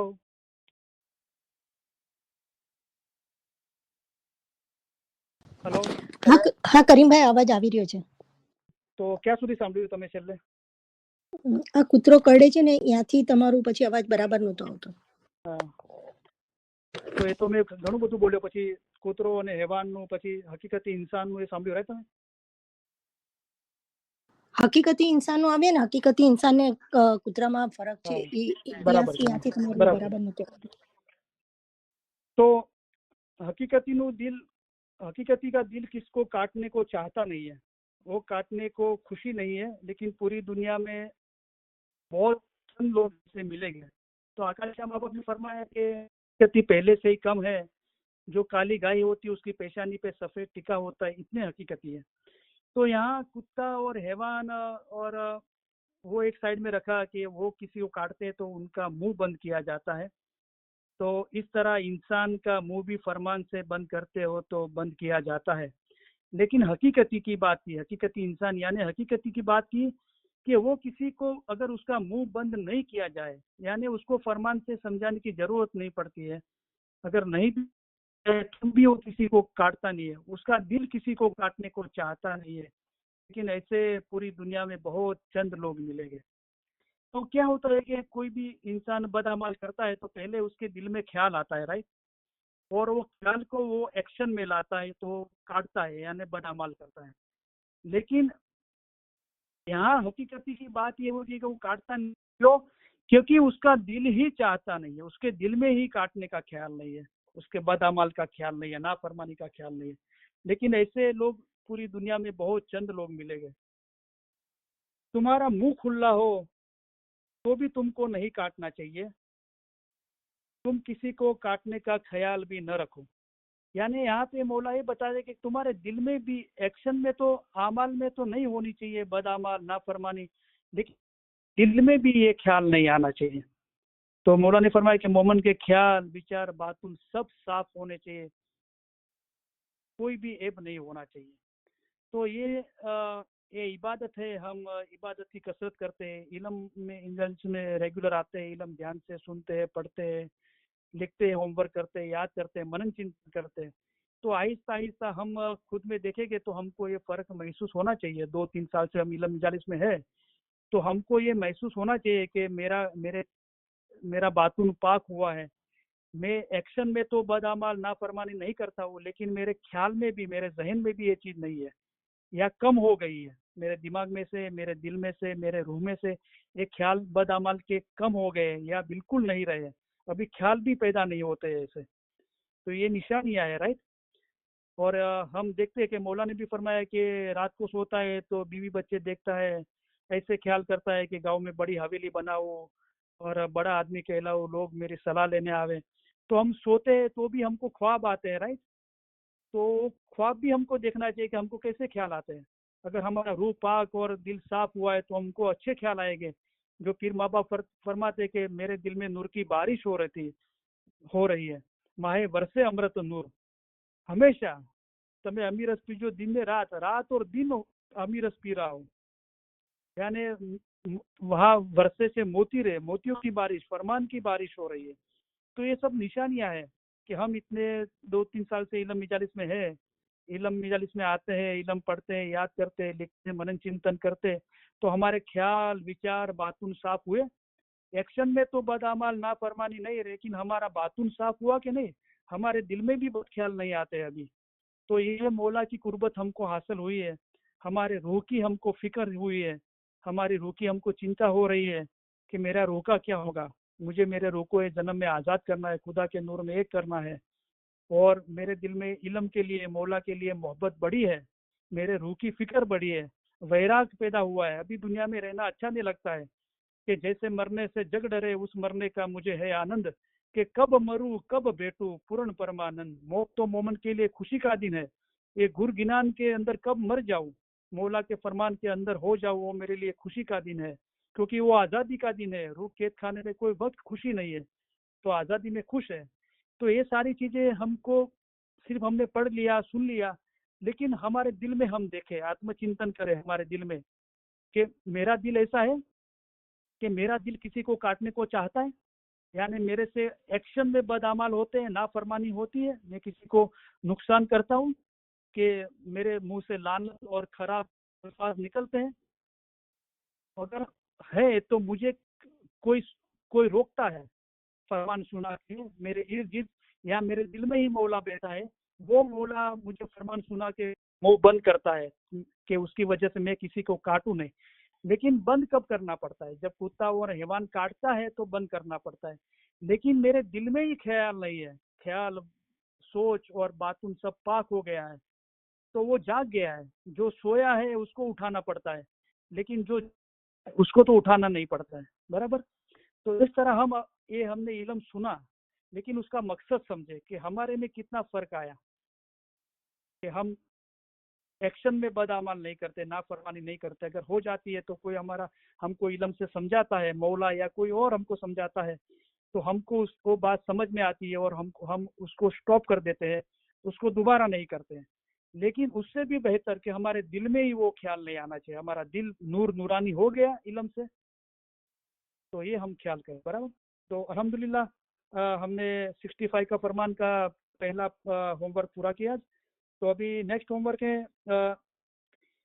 कलाम मुबीन पार्ट 1 फरमान नंबर 65। दूसरा होमवर्क है गुजराती में पेज नंबर 167 है, 167। तो फरमान है, हम जो फरामीन तुमको फरमाते वो जवाहिर है। वहां से लेके जो 169 का पेज है, वहाँ फरमान है कि तुम यहाँ मेहनत करके आने में क्या फ़ायदा आपने हासिल किया फल, और तुम अक्ल से सोचो। यानी ये पैराग्राफ कि हमारे यहाँ आने के बावजूद भी आप वैसे के वैसे रह गए। तो वो हमारा नेक्स्ट होमवर्क है, हम जो फरामीन तुमको फरमाते वो जवाहिर है। वहाँ से लेके हमारे यहाँ आने के बावजूद भी आप वैसे के वैसे रह गए। तो वो नेक्स्ट हमारा होमवर्क है। तो जो वाइज करते हैं वो तो होमवर्क करते ही है, लेकिन सब लोग होमवर्क करें, और होमवर्क करके आओगे तो आपको और ज़्यादा रोशनी होगी, ज़्यादा समझ में आएगा। हम तैयार होके आते हैं, बराबर। तो उत्तम होई नाई धोई अपना अलख न आराधो, तो हम ना धो के पाक होके आते हैं इल्म मजालिस में, बराबर। तो देखो सब कोशिश कर रहे हैं, रोजी आपा और सब लोग जो वाइद करते हैं कि ज़्यादा से ज़्यादा लोग इल्म मजलिस में आवे और ये फरमान कलाम याद करें। तो देखो माशाल्लाह लास्ट 3 साल में 30 से भी ज़्यादा लोगों ने फरमान कलाम याद किए हैं।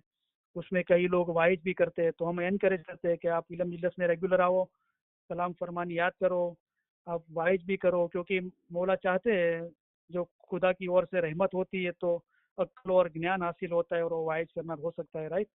तो हम सबको हमारे मजहब का गहरा इल्म और सच्ची समझ होनी चाहिए, मौला सबकी ओर से चाहते हैं। तो सब लोग होमवर्क करें, बराबर। और कोई हेल्प चाहिए तो रोजी आपको हेल्प करेंगे, कैसे फरमान कलाम याद करने का, कैसे होमवर्क करने का आपको हेल्प करेंगे उसमें। तो अभी हम थोड़े फरमान मुबारक की यादी देते हैं और दुआएं दे के इल्म मजालिस पूरी करते हैं।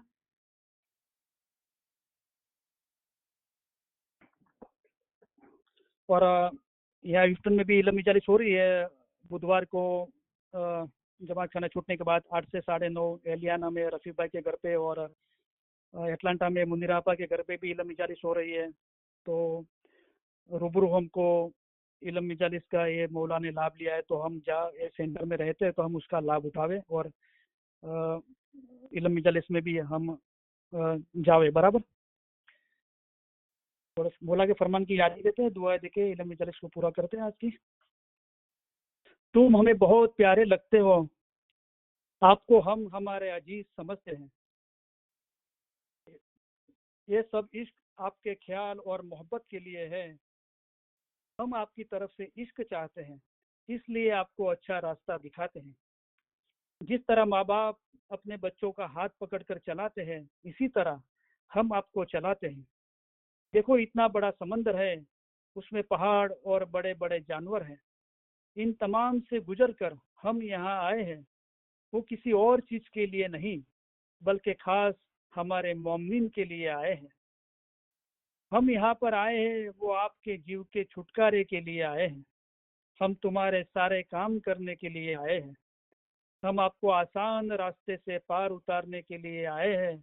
हम आपके लिए आसान मजहब लेके आए हैं। इल्म से पहाड़ जैसी मुश्किल बातें आसान की जाती हैं। हमारा दिल चाहता है कि हम हमेशा तुम्हारे पास रहे। जाहिर की जुदाई बहुत सख्त है, लेकिन अल्हम्दुलिल्लाह बातुन में हम और आप जुदा नहीं हैं। बातुन में हम हमेशा आपके पास हैं। हम और आप एक हैं। हमेशा हम और आप जुदा नहीं हैं। आप हमारे मुरीद, हमारी हकीकी औलाद की तरह हो। मुरीद और मुर्शिद के दरमियान कोई भी जुदाई नहीं है। मोमिन और मुर्शिद कभी भी जुदा नहीं है, वो हमेशा एक ही है। इस तरह दिल हमेशा मजबूत करके एक दिल रखना चाहिए। आप हमारा इश्क रखते हो और हम आपका इश्क रखते हैं, इसलिए अब आप में और हम में कोई जुदाई नहीं है। हम हमारे दिल से तुम्हें दुआ करते हैं कि खुदाया उनके दिलों में इसी ताकत बख्श के आज़ाद हो, हकीकती हो, खराबी से दूर भागे, सही रास्ता इख्तियार करे, सीधे रास्ते पे चले। खुदाया उन्हें हकीकती आंखें बख्श, ये दुआ तमाम दुआओं से बढ़कर है। इंशाअल्लाह हमारे फरमान हमेशा दिल में रखना, भूल मत जाना। ऐसा न हो कि जब तक हम ज़ाहिरी में यहाँ हाजिर है तब तक हमारे फरमान पढ़ो और फिर ना पढ़ो, ऐसा नहीं होना चाहिए। जिस तरह गिनान पढ़ते हो इसी तरह हमारे फरमान पढ़ना, जिस तरह गिनान की मायना निकालते हो इसी तरह हमारे फरमान की भी मायना निकालना। हमारे फरमान ही गिनान है। गिनान में, हदीस में, कुरान में है, हम उससे 100 गुना ज्यादा तुम्हें फरमान के जरिए समझाते हैं। अभी जो फरमान फरमाए जाते हैं जिसमें तुम्हारे जीव का छुटकारा हो वो पढ़ो। हमारे मोमिन के लिए एक फरमान ही काफी है। हमारे तशरीफ ले जाने के बाद ऐसा नहीं समझना कि साहिब तशरीफ ले गए। जिस तरह तुम इमाम को हाजिर समझते हो इसी तरह हाजिर समझना। हाजिर इमाम जाहिरी में हमेशा हाजिर नहीं बैठते, लेकिन उनको हाजिर समझना चाहिए। हम भी हमेशा तुम्हारे पास बैठे हैं। हम आप सभी को इस सलाह देना चाहते हैं कि आप हमारे करीब हैं और हमेशा आप हमारे दिल और ख्यालों में हो। हम दुनिया भर के इस्माइलियों की बुलंदी और तरक्की के लिए हमारी ज़िंदगी आपको वक़्फ़ की है और आपके सभी सुख और कामयाबी के लिए दुआ फरमाते हैं। खाना वदान, खाना वदान। हम दुआ फरमाते हैं कि आप सुखी हो, आप में ताकत हो, आप में इखलास हो, आपके दिलों में ईमानदारी और हलीमी हो और आप सभी में वो रूहानी सुकून हो जो आपको अपनी ज़िंदगी के दरमियान आपको हिदायत दे, चाहे आपके हालात कैसे भी हो। हम उम्मीद रखते हैं और दुआ फरमाते हैं कि आप हमेशा सुखी रहो, कामयाब हो और सबसे ज़्यादा आपके दिल हमेशा नूर, ईमान, हलीमी और खुशी से भरे रहे। खाना वदान, खाना वदान। आज शाम को जब हम तशरीफ़ ले जाएंगे तब हम चाहेंगे कि आप 2 बातें याद रखना। एक तो ये है कि आप हर एक की याद, हर एक का चेहरा हम हमारे दिल में लेके जाएंगे। दूसरा ये कि आपका हमारे लिए प्यार कभी भी हो सके उससे हमारी जमात के लिए हमारा जो प्यार है वो बहुत ही बुलंद है। और हम चाहते हैं कि आप ये याद रखो कि जब हम तशरीफ़ ले जाएंगे तब आप हर एक हमारे दिल में, हमारी दुआओं में, हमारे ख्यालों में होंगे। और आपको ये याद रहे कि इमाम आपको ज़्यादा चाहते हैं, आप उनको चाह सको उससे बहुत ज़्यादा चाहते हैं। और ये इल्म में आपको मजबूत रहना चाहिए। खाना वदान, खाना वदान। हम आप सबको हमारे पुरजोश, पुरशक्कत, प्यार भरे दुआ आशीष फरमाते हैं। खाना वदान, बेहतरीन दुआ आशीष, खाना वदान। हाज़रीन, तमाम इल्म मिजलिस के भाई बहनें और दुनिया भर के तमाम इस्माइली भाई बहनों को अली सही अल्लाह मौला मुर्तज़ा अली सही खुदा बिन आलमीन सुखी, सलामत और आबाद रखे।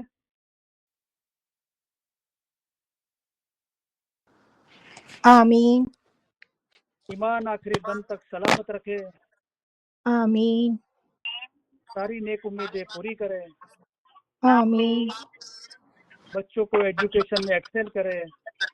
आमीन, बच्चों को नेक तौफीक दें। आमीन, आमीन, सबकी कुल मुश्किलात, बीमारी, बलाएं, आफतें, तकलीफें, मसाइल, गैर समझ को दूर करें। आमीन, धंधा रोजगार कमाई में बरकत दें। आमीन, आमीन, किसी का कर्जदार और मोहताज न करें।